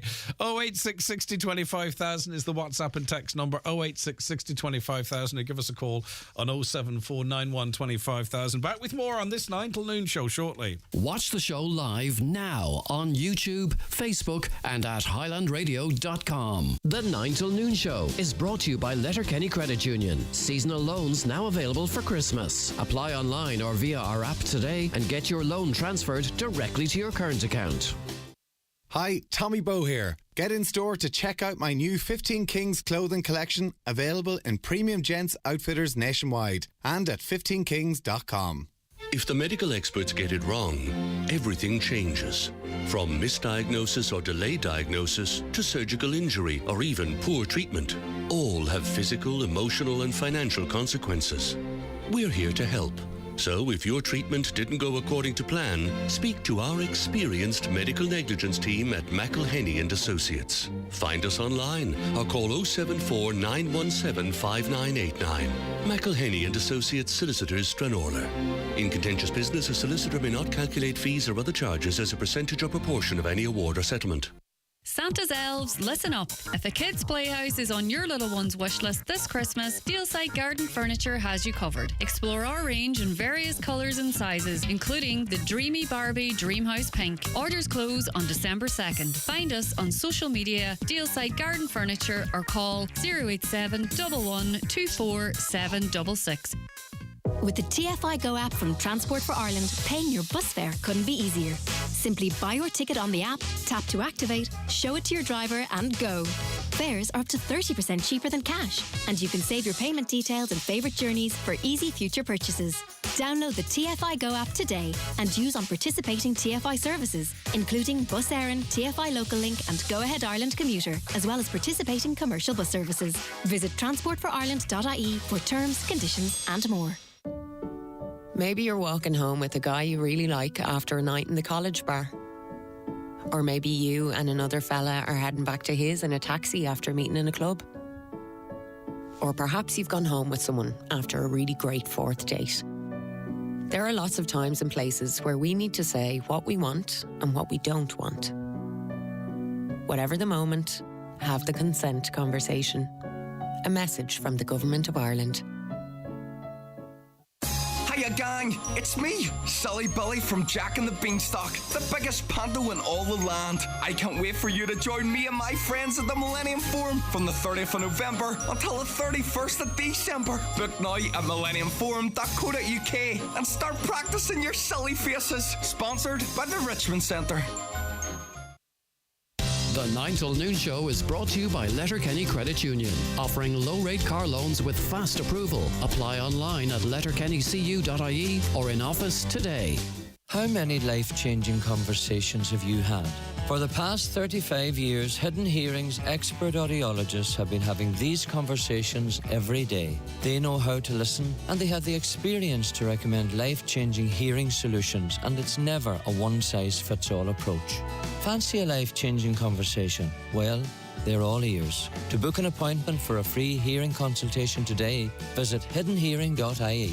Hidden Hearing, your hearing is their expertise. I am making my Holy Communion this year, and we went to Macaroni's and Ballybuffet. I got everything I needed: my dress, tiara, bag, and shoes. I had an amazing time with so many beautiful dresses, and Mum was able to pay a deposit for the perfect communion dress. For your communion day, go to Macaroni's Ballybuffet.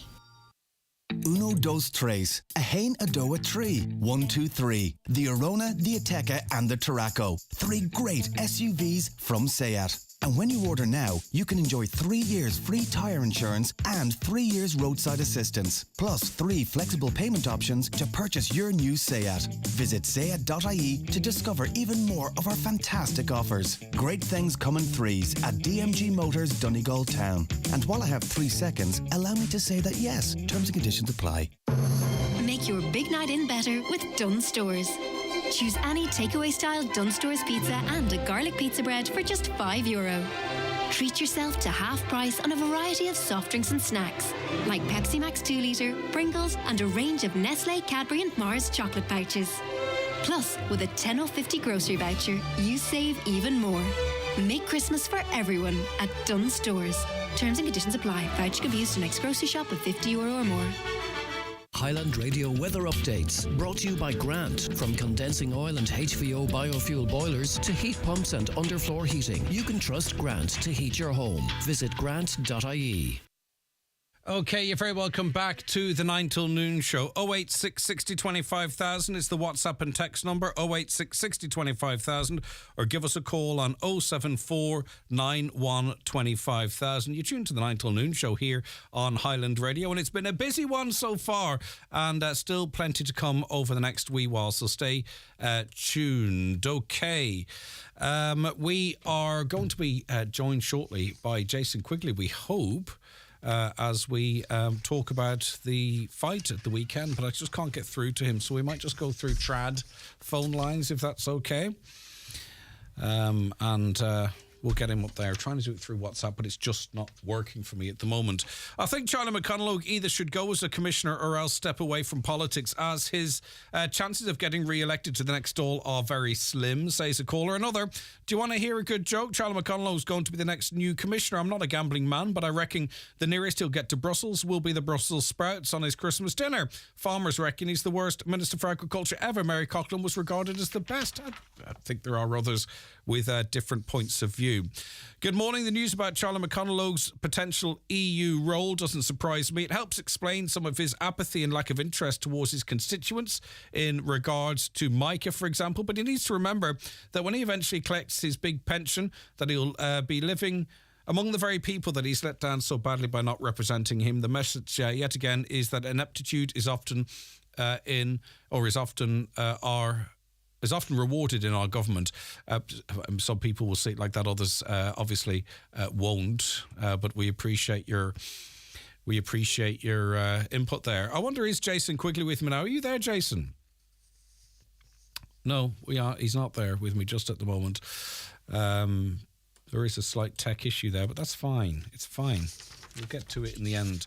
If Charlie McConalogue, Fianna Fáil goes to Brussels or Luxembourg, it's a reminder to what the EU is about. Some say it's politicians put out to grass, but still very much on a gravy train. But it's quite a high-profile job out there, you know.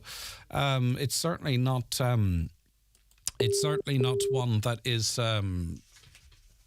You just go away to disappear, if you know what I mean. It is. Got an awful lot of credibility to it. Okay, Jason, quickly, are you there? No, the phone line just is not working. All right, we'll have to come back to that in a second. Caroline, if you could put that through again. The wonders of technology, sometimes it's just too wondrous.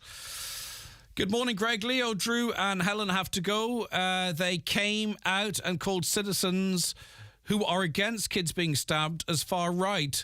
The media would say that the media would say what nationality they were saying. It was a man, same as the government talk about, covering up 1 million refugees not born in Ireland, brought in the last 10 years. That's no more Ireland, the government, and the Gardaí, we know, are the enemies of the state. Okay, I'm not sure everyone sees it like that, but I do appreciate your input there. Greg, these politicians are bluffing their way. Now, 1 second, okay. These politicians are bluffing their way, now promising everything until the general election next year. We shall see. Katie, that's been done, by the way. I know you were looking for me to do something. Jason, quickly, good morning to you. Sorry, Jason, for the tech issues there. Didn't know what was going on. Good morning. How's things?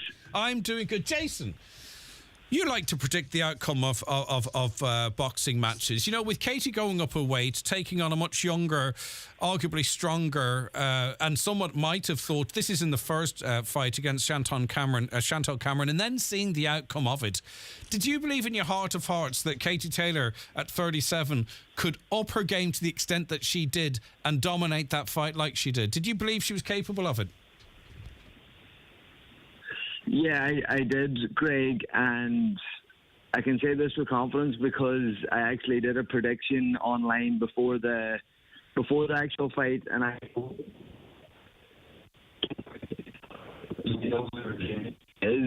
we know the mindset that she has, we know how disciplined that she is, and if there's anybody that could come back and overturn a defeat, then it was Katie Taylor, and I believe that Katie Taylor had that in her, but I knew it was going to be a very difficult task for her, but I definitely knew that Katie Taylor had something special in her to pull that out of the bag, which she did. And she was able to dig so deep and dominate for so long. And much has been made about the whether it was a knockdown or not. The reality is it would only have affected the draw side of it. She would have won even if that had been counted a knockdown, if my maths are correct. Yeah, that's correct. You know, I wasn't very sure. The stream and the link that I had to watch the fight wasn't great. So I wasn't sure. I had to take a wee look after it, and I definitely think it was a legitimate knockdown. And as you say, you know, it wouldn't have really affected the scorecards if it had been a 10-8 round. Just depending whether the judges had Katie Taylor won in that round, it would have been 10-9 in her favour, or it could have switched it around in a 3-point difference if it was the other way around. So it definitely it could have been a bit of a turning point momentum-wise. Maybe not in the score in that early in the fight, but momentum-wise, if Katie Taylor had went down, it was called as a knockdown, then Chantal Cameron could have got a lift out of that, and that could have changed the fight momentum-wise. And I mean, obviously, you can feel disappointed, or some will feel disappointed for Chantal, but her stock in every fight that she fights with Katie Taylor is rising, you know, to legendary status. Especially, they have to do it for a third time, and it has to be in Croke Park, doesn't it, Jason? Yeah, I think that it should only be right for a trilogy fight in terms. I know that Katie Taylor could walk away now and be like, well, look, she beat me, I come back and beat her and sail off into the sunset. That would be great. And if Katie Taylor did that, there'd be no question about it either. But I think as fans and as boxing people, we would love to see it again. I know Chantal Cameron would definitely love to see it again, because there was a few instances in that fight. As I said, I'm going to watch this fight back, but, you know, I thought Katie used the head a lot in that fight. I thought that she did a lot of holding in that fight, which she wasn't really warned for at all throughout the whole fight. And that could have been a difference in momentum as well. So it weighs up for a very intriguing trilogy fight, but I definitely do think that has to happen again. And without a doubt, you know, imagine that being in Croke Park and finally having it in Croke Park after all the talk about it. And she was clever too, wasn't she, in her attacks? And I know you're going to watch it back in more detail yourself, but she was in and out. She didn't get greedy. She, you know, she didn't stand there and trade. She traded cleverly, which I think really worked for her. And I think it caught Chantal out a little bit because she was being put on the back foot at times in that fight. Yeah, I think, you know, Katie Taylor definitely did her homework, her and her team. You know, she threw her punches and she tried to get out of there. When she couldn't get out of there, she held Chantal Cameron up. She made it she got very close and hold on to Chantel, so Chantel couldn't really, let punches go or get into a rhythm. And you could see that was frustrating Chantel. Later on the second half of the fight, she started to, look at the referee and started to talk to the referee. And once you see a fighter doing that, they're a wee bit out of sorts. They're not thinking straight on the game plan on how to win the fight. They're starting to complain and their mind's taking off the performance and what is key to getting the performance. So, there was a lot of things that Katie Taylor did very well in that fight. There was a lot of things Chantel Cameron did well in that fight as well. And it was a very exciting fight, to be for two women to be headlining a show in Dublin and putting on a performance in a show like they did. The atmosphere was electric, which I've heard, and it was a credit to both of them, and of course for Katie Taylor as well, after coming through what she came through in her last fight against Chantel. Everybody writing her off, majority of people writing her off, and to come back and do it just shows how amazing she is. And also, don't want to put a downer on things, but the way that the capital has been over the last couple of days and the issues going on, it's a great lift for Ireland, and it's a great lift for the people seeing a performance like that from Katie. There were other good performances on the night as well, and someone I wasn't overly familiar with but will be following closely now is Paddy Donovan. Yeah, Paddy Donovan's a special talent. Paddy's very close to me. Me and him trained together for many years now with Andy coaching us, and I've did loads of rounds with Paddy.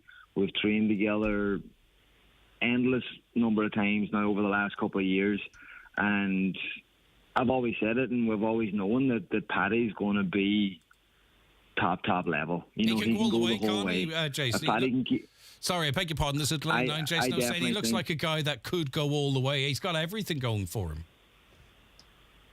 100%, Greg. He can talk. He's got the skills. He's got the talent. He's got the looks, and most importantly, Paddy can bang. He has that knockout power. He has that power that if the fight's maybe not going his way, he can land that one shot and completely change the fight. So he has all the qualities of being a world champion. I believe that he can be a world champion.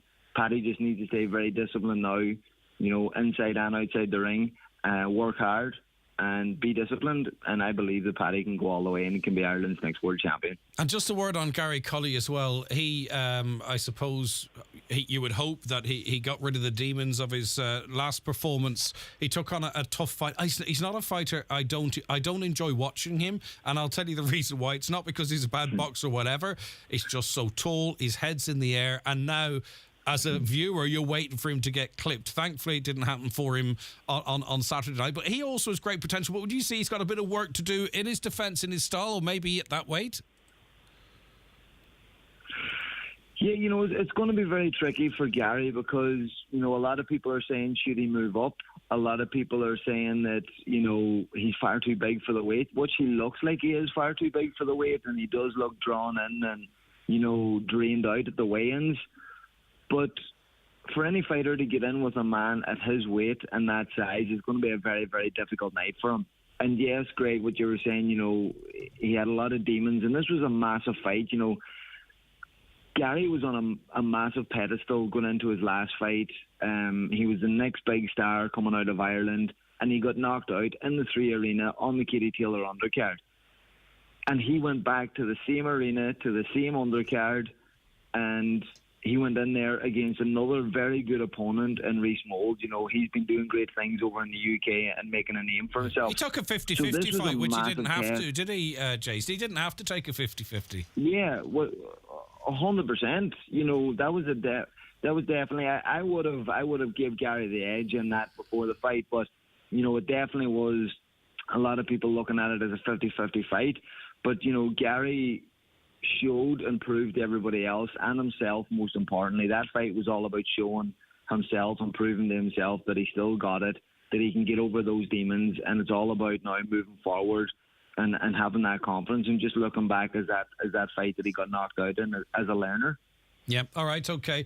Listen, though, it was Katie Taylor's night. She is just something else, and she's up there with the greats in Irish sport, not just boxing, because she transcends the support. And a quick word on the Rumble in the Hills. A huge success, Jason, for the first show you put on in Letterkenny. You happy with how it went? And here's to more. Yeah, without a doubt, Greg. You know, it's been it was turned out fantastic. You know, you've always doubts and worries about these things whenever you're putting them on, but as soon as the night started, the fights were top quality, the crowd was top quality, the atmosphere was brilliant, and here's to many more Rumble in the Hills in the future. All right, listen, Jason, thanks so much for that. Great to chat to you. That's Jason Quigley there, pro boxer, of course, promoter as well, and organiser of great events. All right, listen, brilliant stuff. Thanks very much, Jason. Back after these. The 9 till noon show with Letterkenny Credit Union. Simplify your debts with a debt consolidation loan from Letterkenny Credit Union. Call us on 074 910 2126 or apply online via our app or in office today. Every year, we donate millions of euros, hundreds of hours and thousands of items to good causes.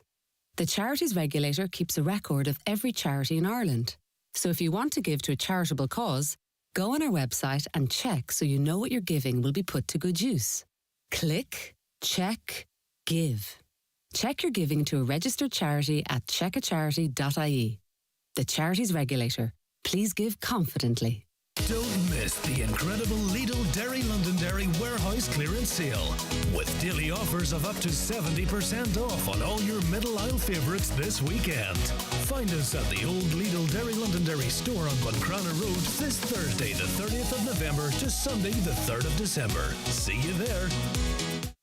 Hiya gang, it's me, Silly Billy from Jack and the Beanstalk, the biggest panto in all the land. I can't wait for you to join me and my friends at the Millennium Forum from the 30th of November until the 31st of December. Book now at millenniumforum.co.uk and start practicing your silly faces. Sponsored by the Richmond Centre.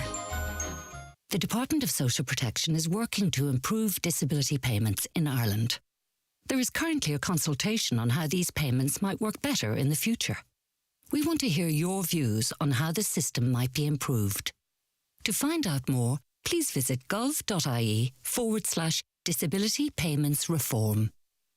A Government of Ireland initiative brought to you by the Department of Social Protection. Would you like to win a BMW 330e M Sport for just €25? Enter the Milford GAA Club Draw now for your chance to win with other great prizes. Draw takes place on the 30th of December. Tickets available at milfordgaadraw.ie. Hi folks, Paul McDevitt here, inviting you to join myself and Jimmy Stafford this Monday night for another edition of the Monday Night Sessions. On the show this week we welcome local singer-songwriter and recording artist Deirdre McLaughlin, and we're off through Barnes Gap to South Donegal where we'll be joined by Folksy Jerry and a group of his friends. So that's the Monday Night Sessions this Monday night between 8 p.m. and 10 p.m. right here on Highland Radio. Greg, I was discharged at 3:10 in the morning, got home at 4, got a phone call at 4:30 to tell me to go back ASAP because I shouldn't have been discharged. I'm sorry to hear that. I hope everything goes okay for you. Good morning, Greg. Charlie, for the EU Commissioner, are we having a laugh? This is a man who puts up so-called strong arguments for Ireland, yet no one in Europe listens to him. The place for Charlie is Inishowen. They believe he went on to fail. I mean, it's very, very critical of Deputy Charlie McConalogue, and I don't want to read one after the other, but obviously someone who believes that he has a job to do in Donegal. Maybe he's got more power as an EU Commissioner if he gets that position to contribute to a means to an end, okay? Greg, I listened to your interview with Stephen Donnelly. I was angry at the way he tried to say you were making a big thing out of nothing. He should have got the revolving door. But thank God, Greg, you were able for him. Thanks for that. Living here doesn't make you Irish. It's not a law of nature that one becomes Irish by living in Ireland. Well, that means, and we're going back to what you have to be the seventh son of a seventh son of a seventh son. There's an awful lot of people here born in Scotland, born in England. A lot of our parents had to move away for work. We were born in hospitals outside the country and moved back. Are you saying none are Irish? Okay. Regarding Charlie McConalogue and his future, we must remember his community are devastated by the defective block crisis, and he sat at a cabinet table which delivered so-called remediation options that do not restore our homes as fit for mortgage purposes. That's a very serious failure, they say. Good morning, Greg. Katie Taylor, the Warrior, one of Ireland's greatest sports people. And yeah, she's up there, certainly in terms of boxing. I mean, there was some brilliant nights with Steve Collins and Barry McGuigan and a few others. But I think even beyond that, what she's done on a world stage, that's women's boxing.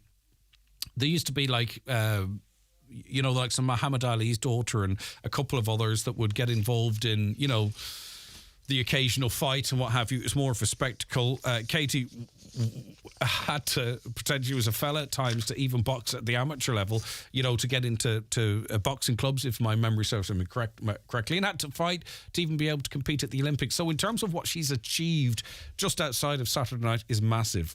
Like you, I didn't think Katie Taylor could win her fight on Saturday night. It was a great comeback. However, it appeared to me that she was lucky there was just 10 rounds. She showed signs of tiring at the end and had nothing left in the tank. Another round could have produced a different result. I'm not sure she can repeat this performance. At 38, she's past her fitness peak, whether she realises it or not. Huge respect to Cameron, who fought bravely to the end, even though her face looked like a butcher's apron. We'll see a lot more of her, indeed. And a lot of that was down to a clash of heads and that awful cut she suffered. But Katie Taylor does look tired in fights, and the way she doesn't plait her hair like a lot of the other women boxers do, and it kind of comes out, and she's got this sort of style, and I think it's almost deceiving that often she has more in the tank than it might appear. At least that's what I'm starting to think. Other than that, she's just simply not human.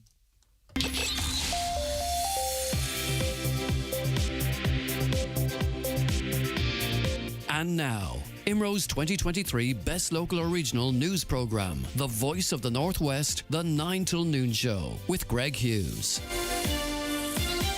Okay, as we head into the last hour of this Monday morning show, we get the news headlines now at 11 o'clock and say good morning, Donna Marie Doherty.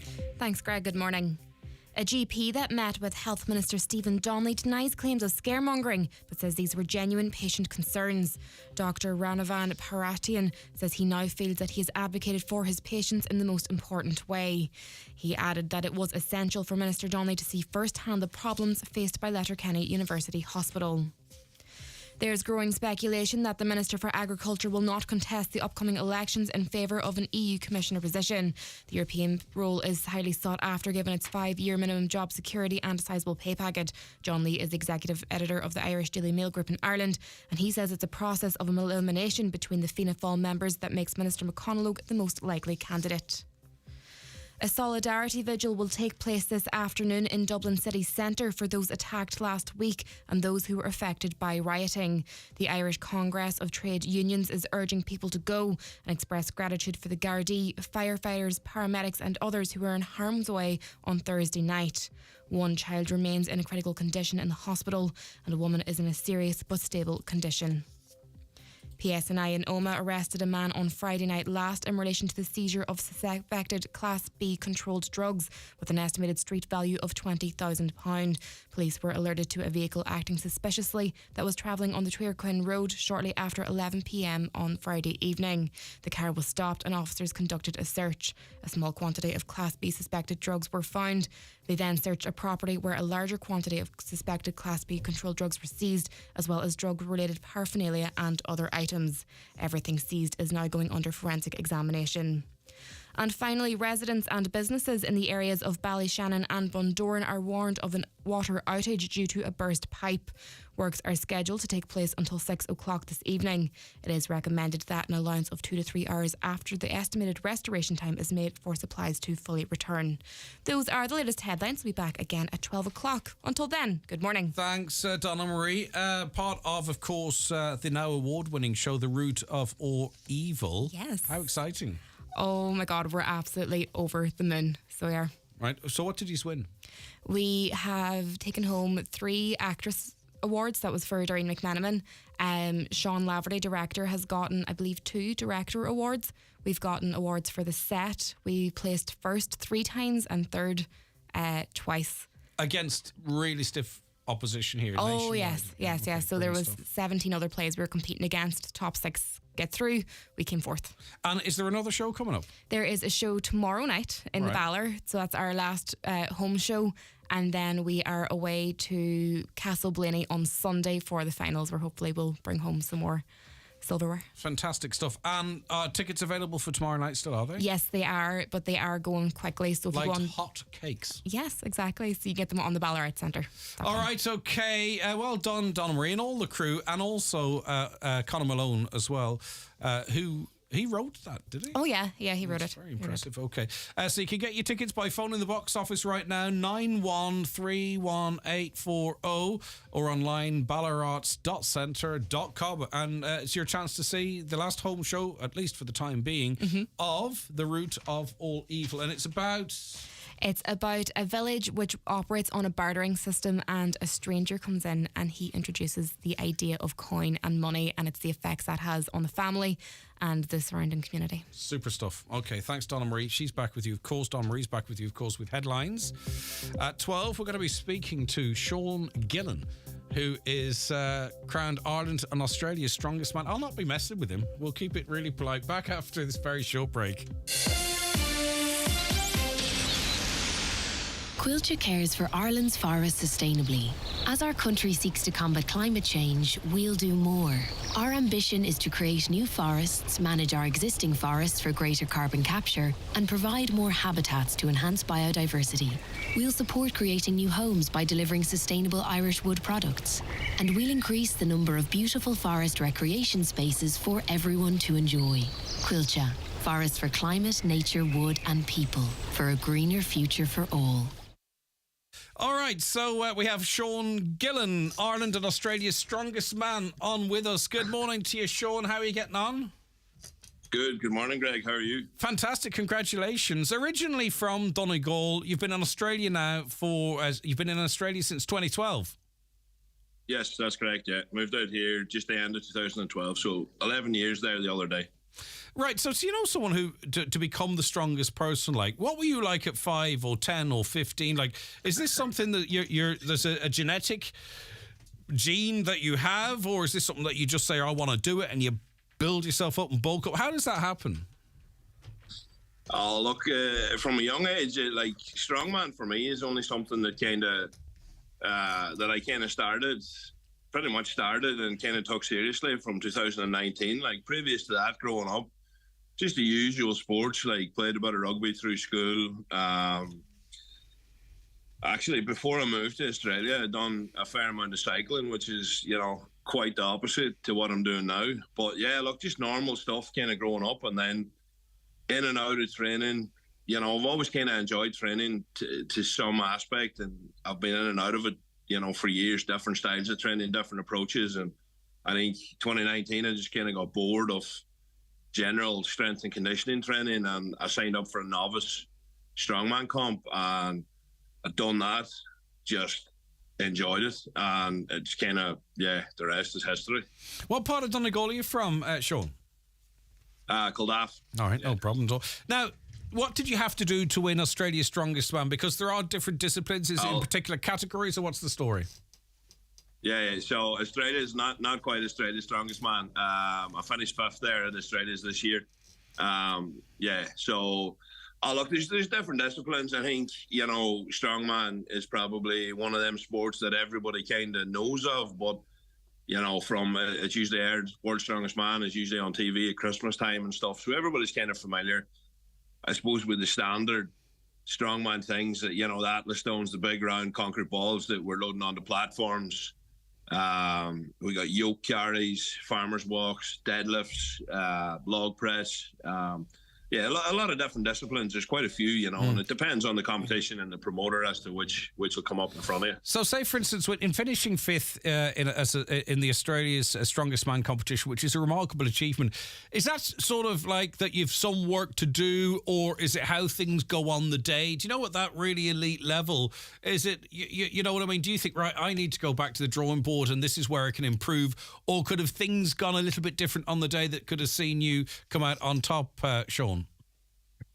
Yeah, look, there's aspects of both. You can always come away from any comp, any experience with things you can improve on, and that'll make it better. But like, a lot of things come down to, how things pan out on the day. One little mistake. I think with the lineup at Australia's Strongest this year was, Australia's Strongest happens pretty early in the year. It's usually our second second comp of the year. It's usually around March. The lineup was just, I think this year, the lineup was the best it's been in a long time with a high level of competition. So what was happening was one simple mistake, one, bad move, and you would lose a lot of points, and it will put you down the leaderboard. So look, I came away from Australia's Strongest Man with things to fix in my performance, different aspects to work on. And luckily enough, I was able to go away, put my head down.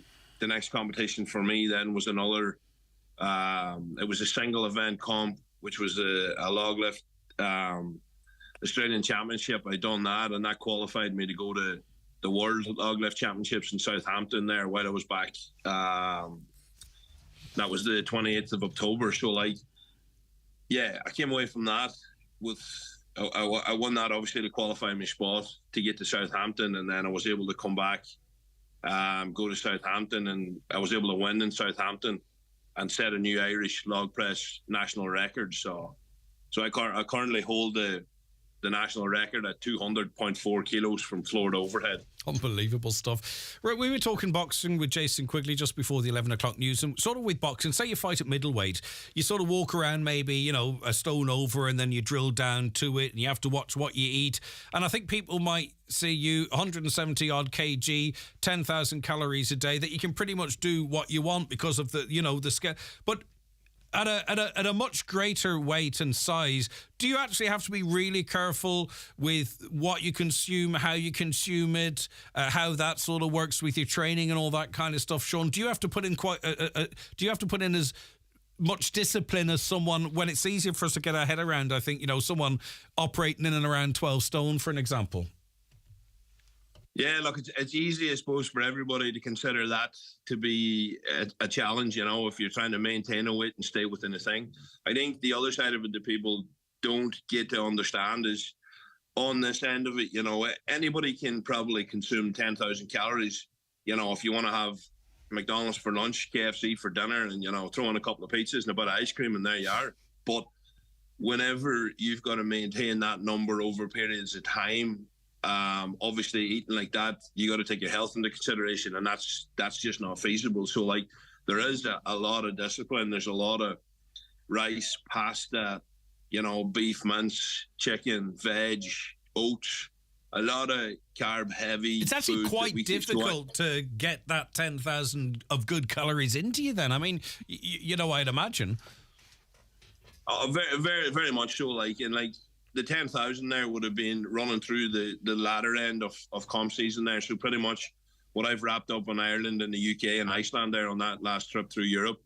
That's the end of my competing for this year. The next one for me is the end of January. So coming through that 10,000 calories, there is cheat meals in there per day. There's, half a cheesecake, a bit of ice cream, stuff like that, because once you split down the macronutrients and stuff within the food, which, I've got a nutrition coach that looks after all that for me, but there is an element of, right, we got to get to that 10,000 calories or you start to drop in body weight, performance will drop, strength will drop, mood, everything else, because it does take quite a high baseline of calories just to maintain. Wow. And then you throw in the strenuous training and competing and traveling, and you just got to hit them numbers. So although 10,000 calories sounds like a dream to most people, Yeah, no, that's what I was saying.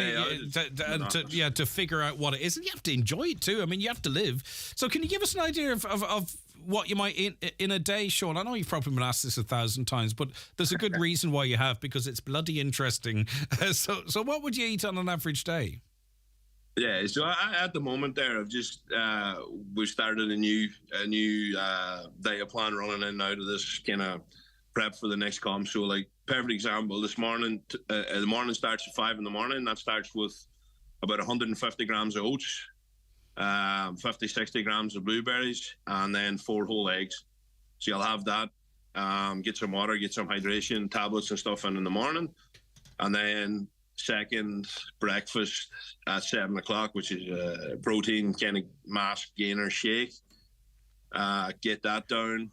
10 o'clock then will be 3 to 500 grams of rice and 300 grams of beef mince.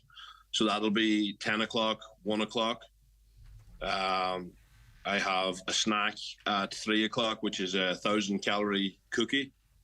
And then 5 o'clock, I will, between 5 and 5:30, I'll have a pre-workout meal, which is usually 300 grams of protein yogurt, some blueberries, apple, banana, some rice cakes, peanut butter, something like that. Then I hit the gym.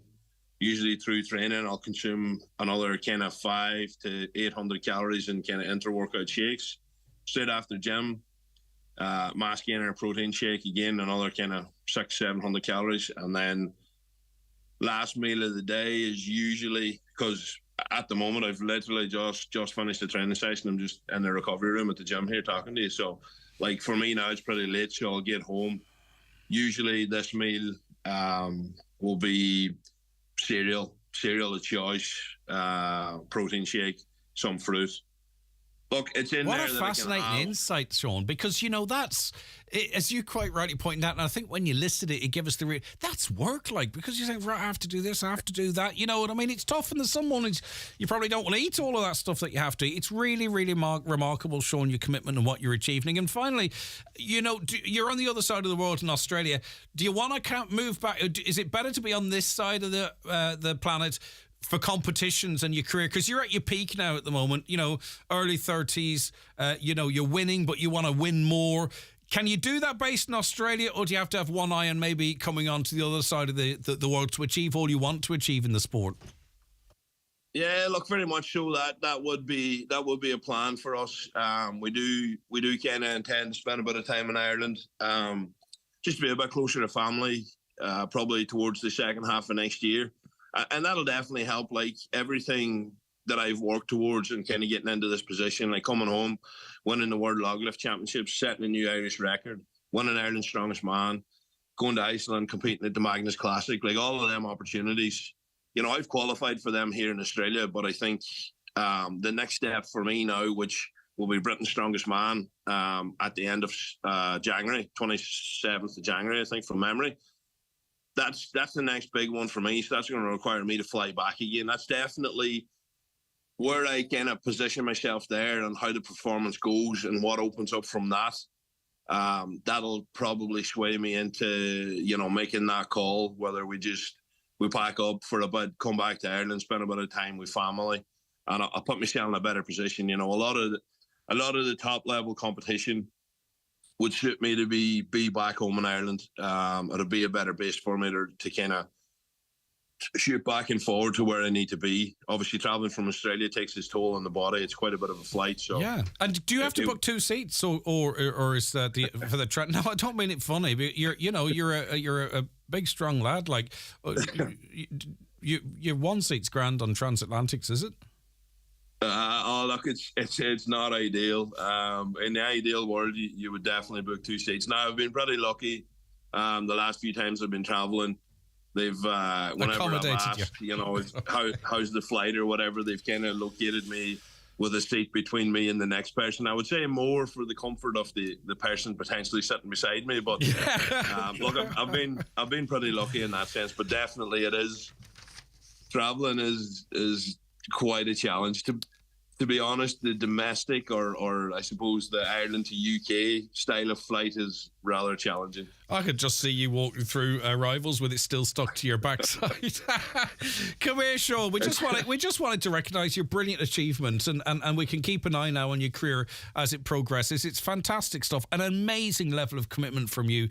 It really is. I'm blown away by what you have to do to be elite in that sport that you're at, and onwards and upwards too. Fantastic list of wins already, and it's only going to get better from here. So Sean, thanks so much for chatting to us after your as you do your warm down. It's been lovely speaking to you, and we'll chat again and maybe get you in person next time you're home, if that's all right. Hopefully we can time it a bit better the next time we come and have a chat in person. Brilliant, Sean. Yeah, thanks. look, Thanks for having me on. No, it's all a pleasure. Appreciate it. All right, brilliant stuff. Sean Gillen there, who is Ireland's strongest man. He was 5th in Australia's strongest man this year, 7th Australian strongest international pro show 2023, 3rd at the Chinese International Pro Strongman Championship, winner of Australia's strongest Holtzfäller log lift, winner of the Magnus Classic Australia qualifier, Irish log press record holder, 200.4 kg, winner of the SBD Log Lift World Championships 2023, and he's currently Ireland's strongest man, and he's from Donegal, and hopefully he's coming home the last quarter of next year. The county's #1 talk show, The 9 till Noon Show on Highland Radio. The 9 till Noon Show is brought to you by Letterkenny Credit Union. Digital loans now available. Apply online or via our app today and get your loan transferred directly to your current account. This Christmas at Super Value, we have great offers to help you share the magic, like Super Value Fresh Irish Housekeeper's Cut, better than half price, and Bailey's, now €10, exclusive to Real Rewards members only. Plus, get money off vouchers every week on the Real Rewards app too. Share the magic this Christmas with Super Value. Enjoy alcohol responsibly. T's and C's apply. Our McCullough Jewelers in Letterkenny are synonymous with fine jewellery, quality watches and giftware. With stores at Main Street, Letterkenny and the Letterkenny Shopping Centre, or online at ourmccullough.com. You can choose from their quality product range in a relaxed atmosphere, and their sales staff will be happy to help you make the right choice, whatever the occasion. Our McCullough Jewelers, making moments magical for generations. Community sponsorship. It's about welcoming refugees into Irish communities, acting as their guides to the things we take for granted, like saying sorry. Irish people apologise to each other every day. There's the "you're in my way, but I'm saying sorry." The surprised, indignant, "Sorry, what did you just say? Sorry." The "Sorry, I'm about to express myself, but I'm nervous. Sorry." None of these sorries mean sorry. Try accepting a sorry. You'll likely be stared down until you say sorry. Or strap in for the infinite sorry loop. Could you help refugees from Syria or Afghanistan to resettle by guiding them through all things Ireland? Become a community sponsor at theopencommunity.ie. Thank you. Sorry. Could you train the next generation of skilled workers? If you're a qualified tradesperson, you could become an apprenticeship instructor. Join an ETB team who share your passion and will get you up and running with opportunities nationwide across construction, electrical, engineering, motor industry and more. And with flexible work-life balance and a very competitive salary, why not apply today at apprenticeship.ie, an initiative of the Government of Ireland. It's time to give your favourite hotel the recognition they deserve. Nominate now for the Highland Radio Hospitality Awards at highlandradio.com. Hurry! Let's celebrate excellence together. Nominations close on December 13th. Highland Radio time checks with Expressway. Travel Route 32 from Letterkenny to Dublin when you book online and travel for less. Expressway, bringing you the time at... It is 21 minutes past 11. Brendan Devaney, are you there? I am, yes, Greg. Oh, you are. Fantastic. Having some tech issues, so good you're there. Right, okay. We'll talk about the DL debate in a moment, but just want to congratulate you and your family and your team on a fantastic event on Friday night. The last one for a while, I think you told me on Friday, but what a way to do it. It was brilliant, Brett. You're probably going to do it next year now, knowing you. But anyway, come here. Are you happy?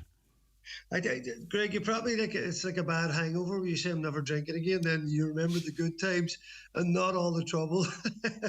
But you can probably hear from my voice. I'm still recovering a bit, but yeah, it was there's a lot of pressure on there, Greg. Yeah, so I don't know what could be a long time in the future, but sure, we'll see what happens. But yeah, listen, the night itself went really well, and thanks yourself and all the crew there, Caroline, and everybody that came, and so many people helped out, and whether it be donation or coming on the night or helped organise, it was a phenomenal effort.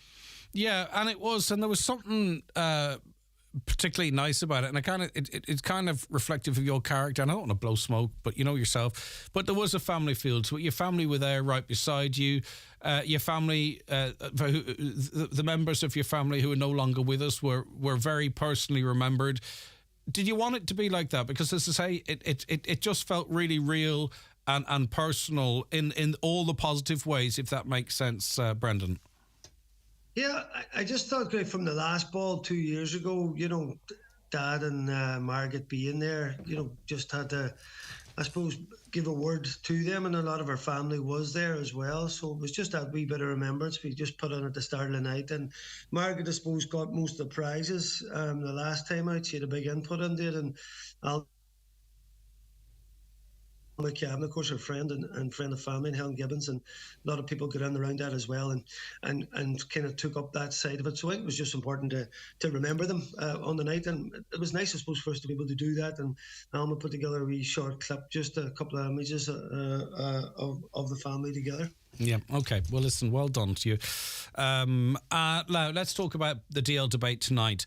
Unfortunately, reflecting on heartbreak for Niamh Conaill, they lost out in the last four to Glen. You've got Brendan Kilcoyne and John Gilday on to discuss that game. I don't know, you've had such a weekend of it. How much of the game you got to see? Or maybe you were there, knowing you, having a clue, Brendan. But, Niamh Conaill falling at the second last hurdle, I suppose you could say.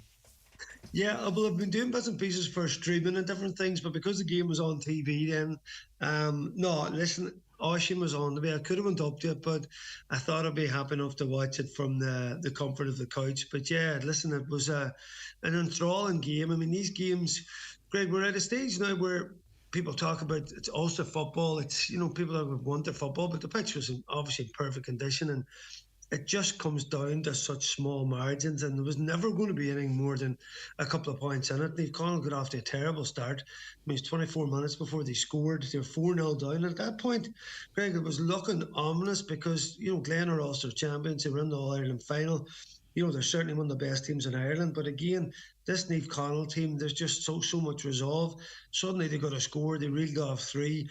Went into the break, I think, happy enough. And of course, they had the penalty at the start of the second half, John O'Malley's penalty. And they were supposed, and Martin Regan says this after the match, they were just hanging in there with a team like Glen.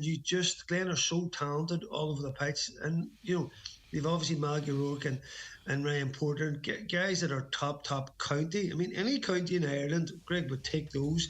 I mean, the fact that Glen are able to have the finances to pull them in, on top of all the talent that they have, it just makes them such an awesome machine. But listen, it came down to the tiniest of margins. They got AJ punched over that equaliser.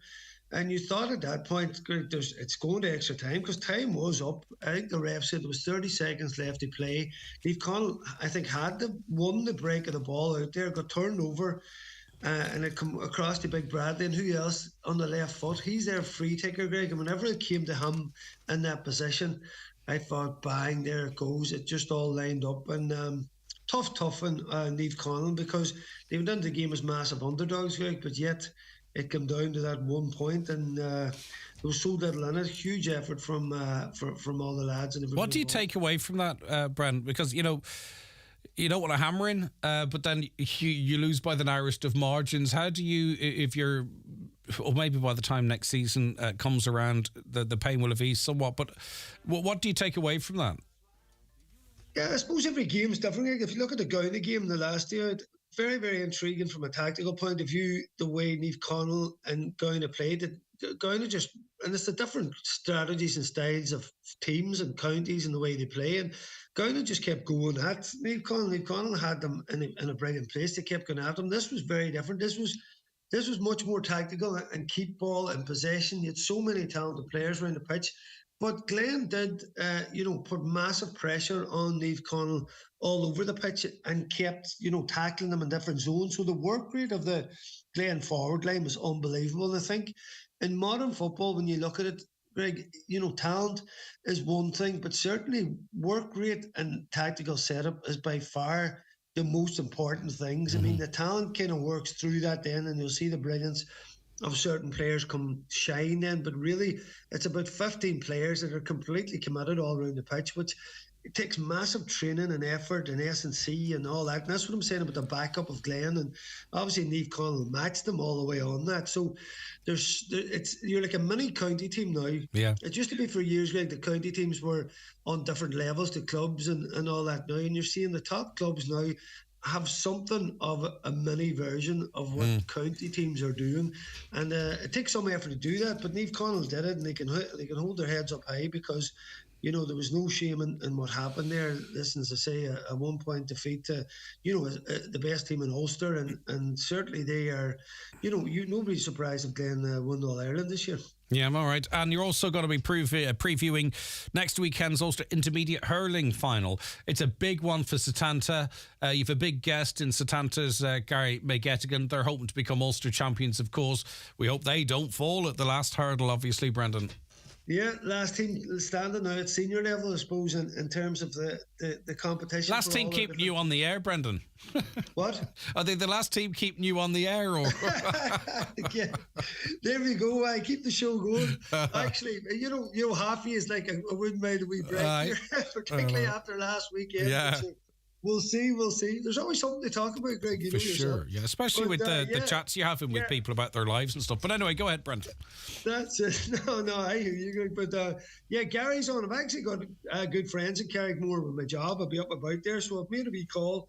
I'm chatting to a fella here, Michael Hatton, later, so we might get a wee bit of a word from the Carrickmore side as well. But Gary obviously has put in some time with Setanta lately between being a manager and now he's in the backroom team as well. So we just want to give them their respect and get the buzz. They've been on a brilliant journey through to this club final and an Ulster crown. As I say, they're only Donegal side now that has a chance of winning that, so it'd be phenomenal for them to win it. I mean, that's a high grade, you know. It's a thing where Donegal club football weren't able to compete in for years, and now we have Setanta on the cusp of a possible Ulster victory. All right, so really there's looking that. forward to chatting to Gary. Yep, there's that and so much more besides. A show not to be missed, of course, live after the 7 p.m. news, and you can listen to the deal debate or watch much of it in association with Sarah's Kitchen at Sister Sarah's Letterkenny. Brendan, thanks so much as always. Great to have you back on the show. Great to be interviewing you. That's the way I like it. Let's keep it like that. Yes. All right, buddy.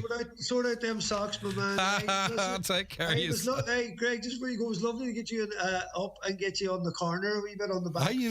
Thanks, Steve. Thanks to your good self, Ashley. But next time, ask me. We can pretend I didn't know about it. I'll give you better things to have a go at me at. All right, take care, Brent. Thanks so very much indeed. Yeah, indeed. I had the clue, but he dragged me up for a quick chat on Friday night too. As I say, a bit of preparation. But anyway, we answered a question about what Sean eats, and he told us there. As I say, huge commitment. You'd think, oh, well, you can eat whatever you like, but it's not really, because it's margins. And Greg, would you say hello to Sean there? Tell him Mickey and Brendan said it was all the lifting, them Rockwool panels that made him stronger. Former workmates, I'd imagine. Watch the show live now on YouTube, Facebook and at highlandradio.com. The 9 till noon show is brought to you by Letterkenny Credit Union, with monster loans available up to €60,000 for all occasions. Visit letterkennycu.ie. Add a splash of magic to the table this Christmas at Lidl. Carefully baked in Carlo, our deluxe 6-month matured Irish Christmas pudding, only $7.99. And a sparkling touch with our Lidl Plus wine of the week, Cava Reserva, save €6, now $12.99. Wishing you a magical Christmas with Lidl. Get the facts, be drink aware, visit drinkaware.ie. Hi, Nathan Carter here, and I'm delighted to say I've just had 2 installations from Cherrymore Kitchens and Bedrooms, and I have to say their attention to detail is second to none. With their sleek design and craftsmanship, your dream kitchen is just a visit away. So why not head over to Cherrymore Kitchens and Bedrooms and let the magic begin. Cherrymore Kitchens and Bedrooms, Donegal Town. More kitchens your way since 1996. Visit cherrymore.ie or call 9725 to book your free design appointment. This is Mark from Highland Motors and Letterkenny to let you know about the brand new Citroen C4X, available from $29,900 on the road. I only have 30 seconds, so I better get a move on. This car comes with a 5-year warranty and a 3-year service plan with the petrol and diesel versions, and you get a free home charger with the electric version. It has 18-inch alloys, LED headlights, reversing camera, Apple CarPlay, Android Auto. Hands up, Mark. To have a look at the new Citroen C4X or to have a test drive, call in to us at Highland Motors and Letterkenny. Last Christmas, millions in cash prizes were won by people playing the National Lottery's Christmas scratch cards. This year, you could scratch and win up to €100,000 instantly. Play the National Lottery's range of Christmas scratch cards. The National Lottery. It could be them. Gift responsibly. It's the Christmas cracker we've all been waiting for. Join Highland Radio for a star-studded Christmas concert on Monday the 11th of December in the Mount Errigal Hotel, Letterkenny. Starring Michael English and his band, Claudia Buckley, John McNichol, rising star Jack Keogh and myself, David James. This is a Christmas night out not to be missed. Tickets €25, available from the Mount Errigal Hotel reception or online from the outlet at highlandradio.com. Dinner, bed and breakfast packages also available. That's the Highland Radio Christmas concert on Monday the 11th of December. Okay, you're welcome back to the programme. On Monday Focus is on a new documentary series on TJ Cahir, focusing on Donegal Airport. It is to air from this Thursday, the 30th at 8 p.m.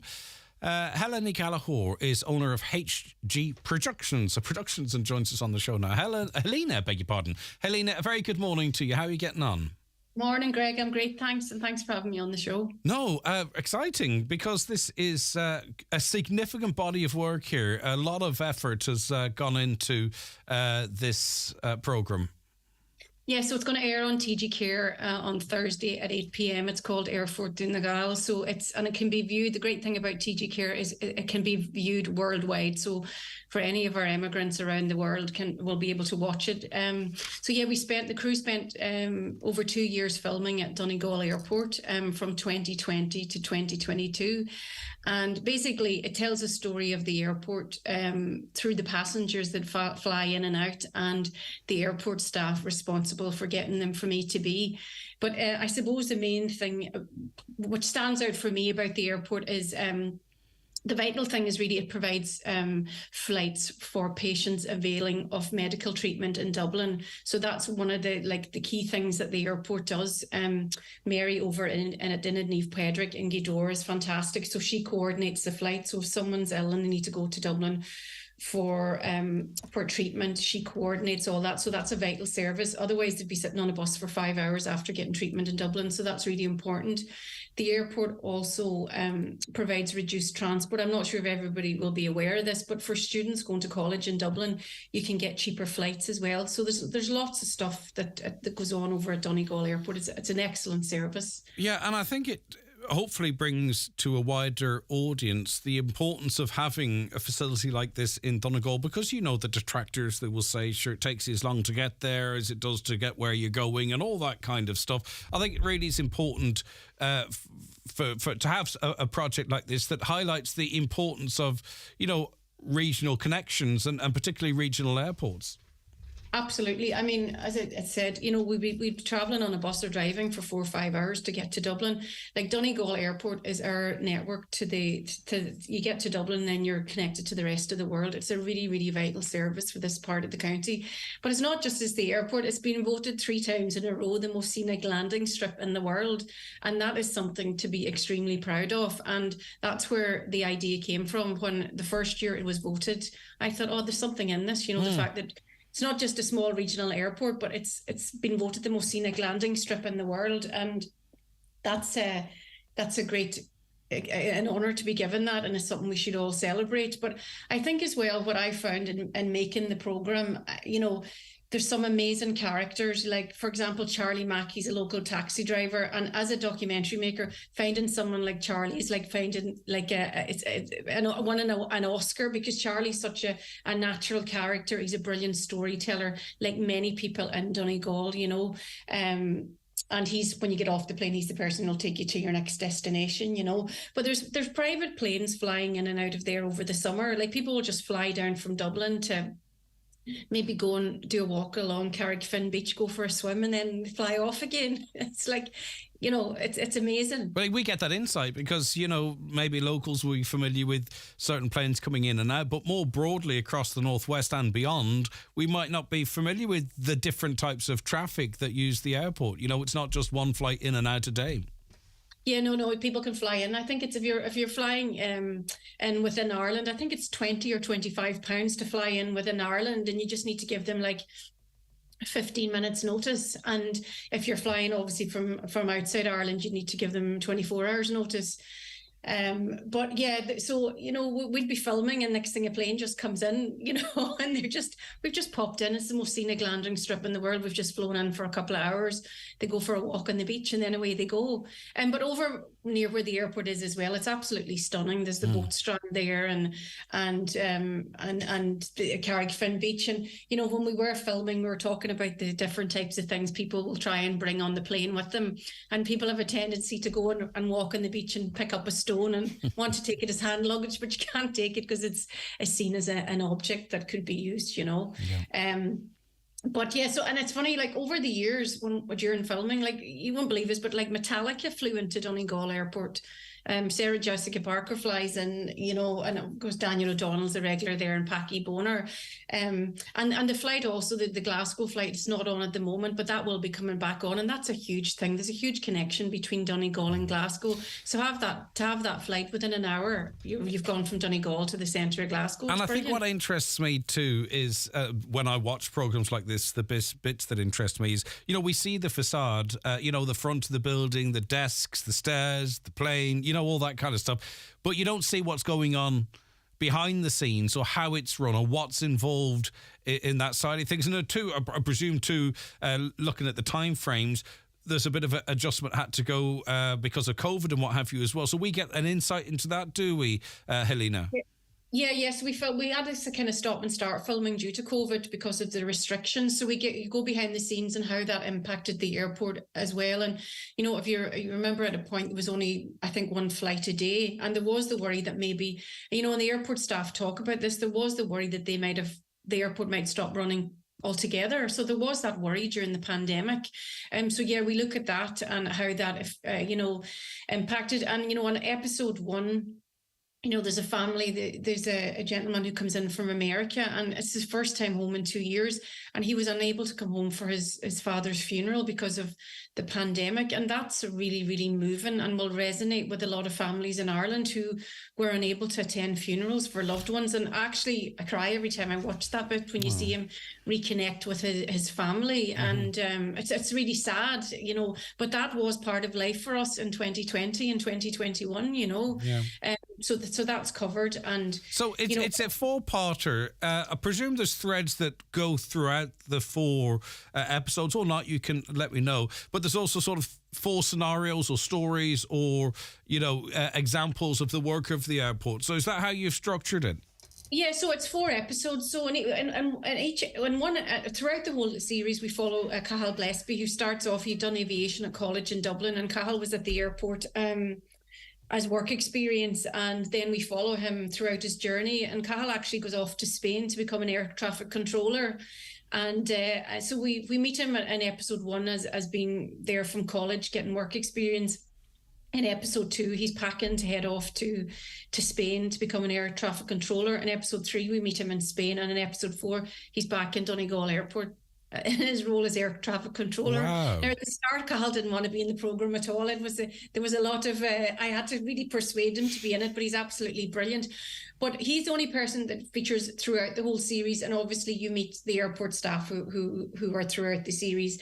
But with regards to the people flying in, there's different things happening in each week. So in episode 1, we meet Mairead Mooney of Alton, and she talks about how the airport enabled her to move back home to Donegal. She's absolutely brilliant, Mairead. And I suppose for me too, having been lived away myself for 30 years and I came home during the pandemic to make this, and now I'm home permanently. You know, it's really strong in the Irish language. The Donegal Irish is just beautiful, and that's throughout the programme. And for people that don't speak it, there's obviously subtitles available. But Mairead Mooney's in episode 1 and the Mullaghdoot Band on St. Patrick's Day. And like they stop at all the houses of people who've passed away. So they hadn't been out for a year because of the pandemic. So that was really moving as well. It was very emotional as they stopped at people's houses to commemorate the people that were lost during the pandemic.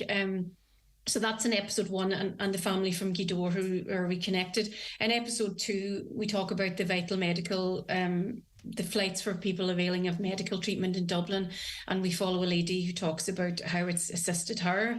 And we meet student Leah McGarvey, who's studying in Dublin, and she talks about how the cheap flights enable her to come home every weekend. She plays for Niamh Worra. You know, that's another thing, you know, the airport enables teams to come home and people to be able to play for their local GAA teams. If the airport wasn't there, they wouldn't be able to come home, and therefore the teams wouldn't be able to put a full team out on a Saturday or a Sunday. And episode 3 is the private planes, and we meet Grace Rogers from Tory Island. Now, I heard about this lady who flies in on a private plane from America, and I happened to be over in Marorty one day filming, and I met this chap I know from Tory Island, and I said, you know, there's a lady who flies in from Tory, would you know her? And you know yourself what it's like trying to get people to take part in programs and stuff, and this gentleman, Patrick, who's a cousin of Grace's, so he gave me a contact for her, and I spoke to her daughter, and I had a Zoom with her. And Grace is 85 and she lives in Washington DC, and she left Tory Island when she was 17 or 18 on the steamships from Cork. It's such a moving story.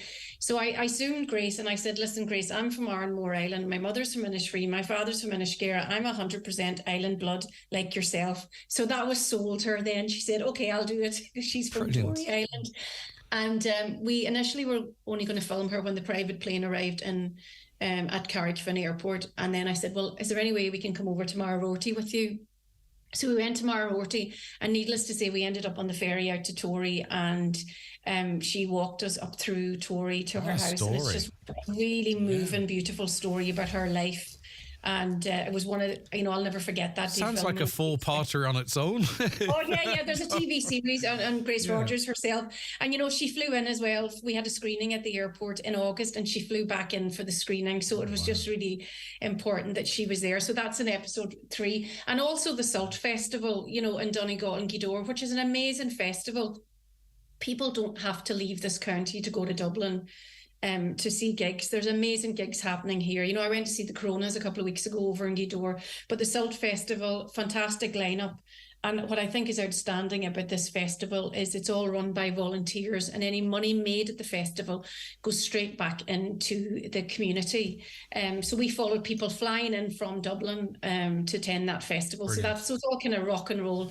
And then episode 4 is business people flying in and out. So it's a really good mix of people from all walks of life, all ages. So it covers everything. And there's that Donegal charm and storytelling within it as well. Fantastic. Funded by TG Cahir and Common Man.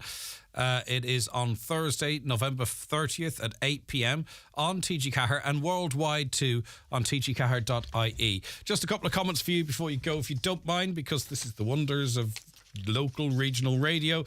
Hi Greg, Helena is an amazing producer and fantastic at what she does. Wish her the best of luck. From Auntie Noreen, Rose and Elaine, we're so proud of you. And Helena sounding good on Highland Radio, Mary Jo, and a few more as well, which I'll get to later. Thank you so very much for your time. I do appreciate it. Bye-bye. Actually, we could go to line 1 and stay on this topic now. Rory, are you there? Hello. Hi, Rory. How are you getting on? Very good, Greg. How's it going there?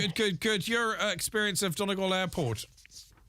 We had an excellent experience of Donegal Airport. In fact, it was last Christmas time when my son and his partner had returned to Ireland from New York. They were here for a week's holiday over Christmas.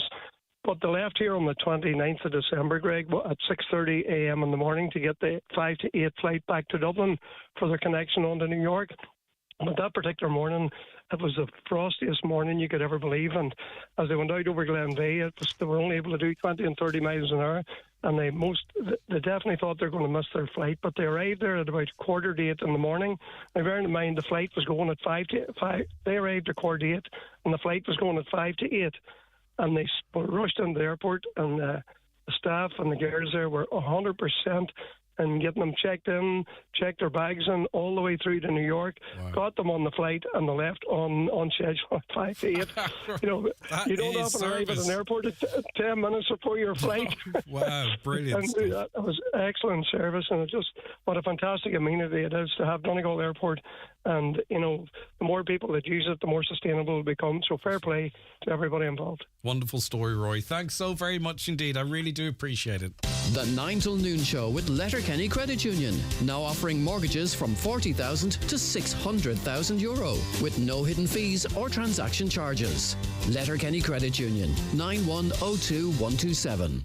Ho, ho, ho, ho. Santa Claus speaking.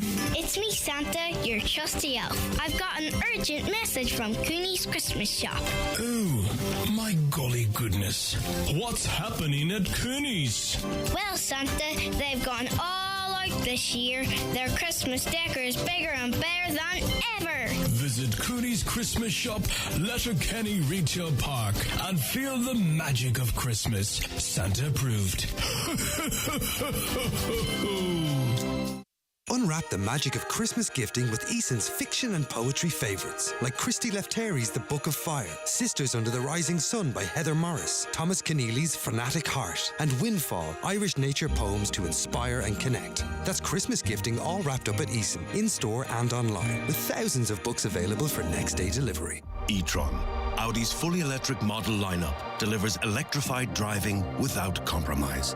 Enter the premium world of electric mobility with the Audi Q4 e-tron, a true all-rounder with technological innovation and versatile functionality. Audi e-tron, pure electric energy meets progressive performance, defines progress you can feel. Discover Audi's expanding e-tron range of all-electric vehicles at your local Audi dealer. Ho, ho, hold on to your handlebars, Letterkenny. LK Bikes Christmas Club is now open. Santa's one-stop shop for kids' bikes and e-scooters. Secure your gifts with a small deposit and enjoy easy online payments later. Make this Christmas unforgettable with LK Bikes. Visit us today in store or online at lkbikes.com. Attention farmers, Alt Nurseries Alt Upper Castlefin are Department of Agriculture approved and can supply plant passports for your acre scheme. Thorn hedging, tree whips, shelters, hedging, plastic and native Irish apple trees are all available. Also stocking a large range of bare root, potted hedging trees, shrubs and much more. For the best quality at the keenest prices, call Gail at Alt Nurseries Castlefin on 086 306 7346. Highland Radio weather updates brought to you by Grant. From condensing oil and HVO biofuel boilers to heat pumps and underfloor heating, you can trust Grant to heat your home. Visit grant.ie.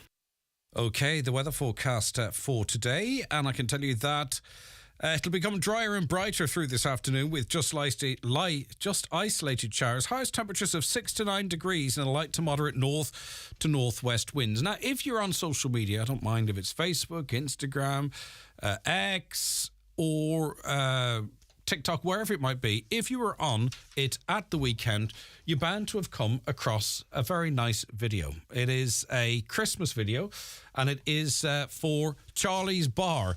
And we're told, and you can see it in the video, there are no strangers at Charlie's Bar, only friends you haven't yet met. And that's a quote from W.B. Yeats. Una Burns manages Charlie's Bar and joins us now. Hi, Una. Hello, how are you? Thank you very much for having me on this morning. It's our pleasure. Now, talk to us about the thinking behind this video. I can't imagine you anticipated it would get the traction that it has. It's astonishing. It's absolutely everywhere. We could never calculate the views because it's been downloaded and shared on so many different platforms. But what was the thinking behind the video and the creation of it? Yeah, we would share a lot of videos on our social media platforms anyway, but a lot of them would be quite lighthearted. And a friend of mine had texted me and said, would you not consider doing a Christmas advert? And that just got me thinking. And I suppose what I wanted in the Christmas advert was to portray what we see in Charlie's, and I wanted it to reflect Charlie's as a pub. And the one thing that stood out to me over the years, and particularly at Christmas time, is that it can be a really tough, lonely time for some people. And that's very much in contrast to what we see on the news and online sometimes, which is very joyful and happy.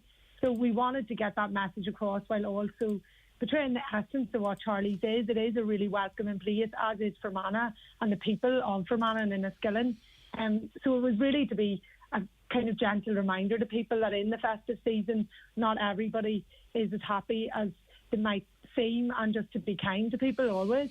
So it tells the story of a gentleman. Well, you tell us the story, but he's lonely at Christmas, and as life sort of moves past him, people don't notice him, and that's kind of the emotion I'm getting when I'm watching it. And then, of course, he goes into Charlie's Bar, and all of a sudden, then he's not alone.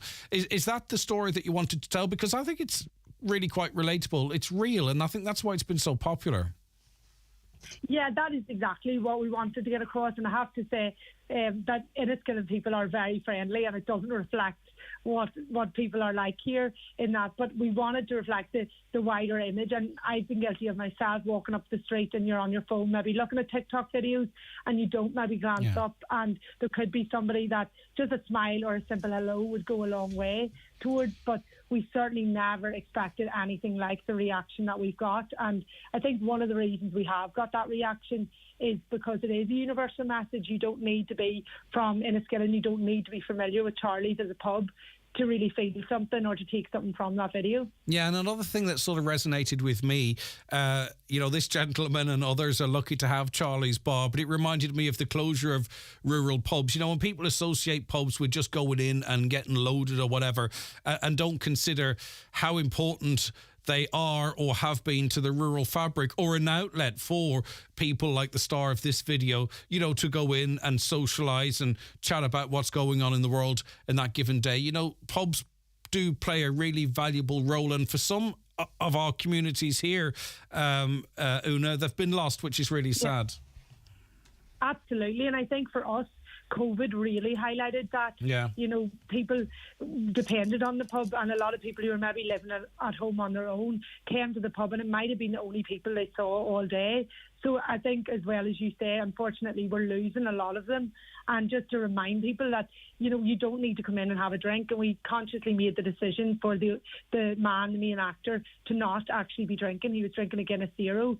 And there was two reasons for that. We didn't want to connect grief with, you know, alcohol. Yeah, I get you. But also to show people you can come in and have it, you're coming in for the social aspect, not for the alcohol. And I think too, it's almost like a metaphor. You know, you talked about that this not being a reflection on the people of Enniskillen, and of course it's not. But sometimes we can be surrounded by people and still feel alone. And that's what I see in this character, if you know what I mean. As I say, I don't think it's the people of Enniskillen walking past him ignoring him, but, you know, they do say you don't have to be on your own to feel alone. And that's addressed when he goes in and has the pint and just starts chatting with the couple. I think the dog sort of being the instigator of that. And it's very real and natural, and it is what goes on. I'm sure you've seen this in the bar yourself. Yeah, a lot of people have asked where did the idea come from, and that's literally where it came from. It wasn't a groundbreaking idea. It's just something that you would see every day, and particularly around Christmas, where you find people coming in on their own more and more. And because me and my father would work on Christmas Day, that has always been a point, you know, really hits home with me. It's those days where they might be going home to a house on their own. There's no Christmas dinner there. And so at least if the pub's open, it's somewhere for them to spend a couple hours and chat to other people before they go back home. Finally, I mean, all great actors in it, but the dog itself, I mean, he jumps up on the chair on cue. He sits there acting perfectly. Who owns that little rascal? So the couple, Megan and Alex, are actually customers of the bar, right. And I would know them in with the dog Missy. So I'd asked them would they be in the video with Missy, because I just thought they were the perfect three to do it, and they did it. They absolutely nailed it. So yeah. Brilliant. It's just had an amazing response. It must be so heartwarming, Una. It's great for business as well, but I know that's not your actual motivation necessarily as such, but people are comparing it with some of the best Christmas ads ever. It's genuinely touched people in a really real way, which is lovely. Yeah, I always loved the John Lewis advert. It always stood out to me, and for me it was the start of the Christmas season once I'd watched it. So to read headlines of people comparing it to that and saying that it's blowing John Lewis adverts out of the water, and John Lewis actually replied to it on TikTok last night, it just seems like phenomenal. It's hard to believe. We're a small family-run business, and in Enniskillen we never expected to get anything like this response. Well, the bar's looking lovely as well, and really welcoming and warm and cosy. Listen, Una, well done. Thanks so much. And you've given people a wee lift, which is lovely as well. Thanks for your time. Thank you for having me on. It's our pleasure. Thank you very much indeed. That is Una Byrne, Una Burns there, who's the manager at Charlie's Bar. We've linked that on our Facebook page as well. If you're not familiar with what we're talking about, maybe you're not on the socials, but it's just a beautiful wee video that shows people coming together at Christmas time, which is nice, or any time of the year for that matter. All right, Una, thank you for making yourself available. Let us see, heading towards the end of the show, time for a few comments here. Great service from Carrickfinn to Glasgow. Glasgow, used it many times flying over to the Celtic games. Brilliant interview with Helena Gallagher, a great lady. She comes across as such, yeah. Congratulations to Jessica, who represented Donegal and Ireland in the Junior Eurovision Song Contest at the weekend. She did a fantastic job, and I'm sure she did herself, her family, and all of us really, really proud. I didn't get to see that. It was a really busy weekend. Between the jigs and the reels, we were at Brendan. It's just one of those weekends. Brendan Devaney's thing on Friday. Obviously, I was relaxed and watched the Katie Taylor fight on Saturday. And then last night we were in the Shandon Hotel for their Santa thing. It was lovely. Hudson got to meet Santa, and he was really, really well behaved. Hudson's not 3 yet. He's heading towards 3. But it was getting late, close to his bedtime. You know what I mean? You know the way toddlers can be. And then Santa landed and just went pure quiet. He was fascinated, and it was wonderful, and it was lovely to meet Santa and Mrs. Claus as well, and the whole place looked lovely, and lovely staff too. So it's not an ad, I just want to credit where credit's due. The staff up there are lovely people as well. All right, okay, that's where we have to leave it on the show. John Bresson's around the Northwest shortly. For me, Greg Hughes, Caroline Orr, and Shannon Wilkes. We'll be back tomorrow morning at 9.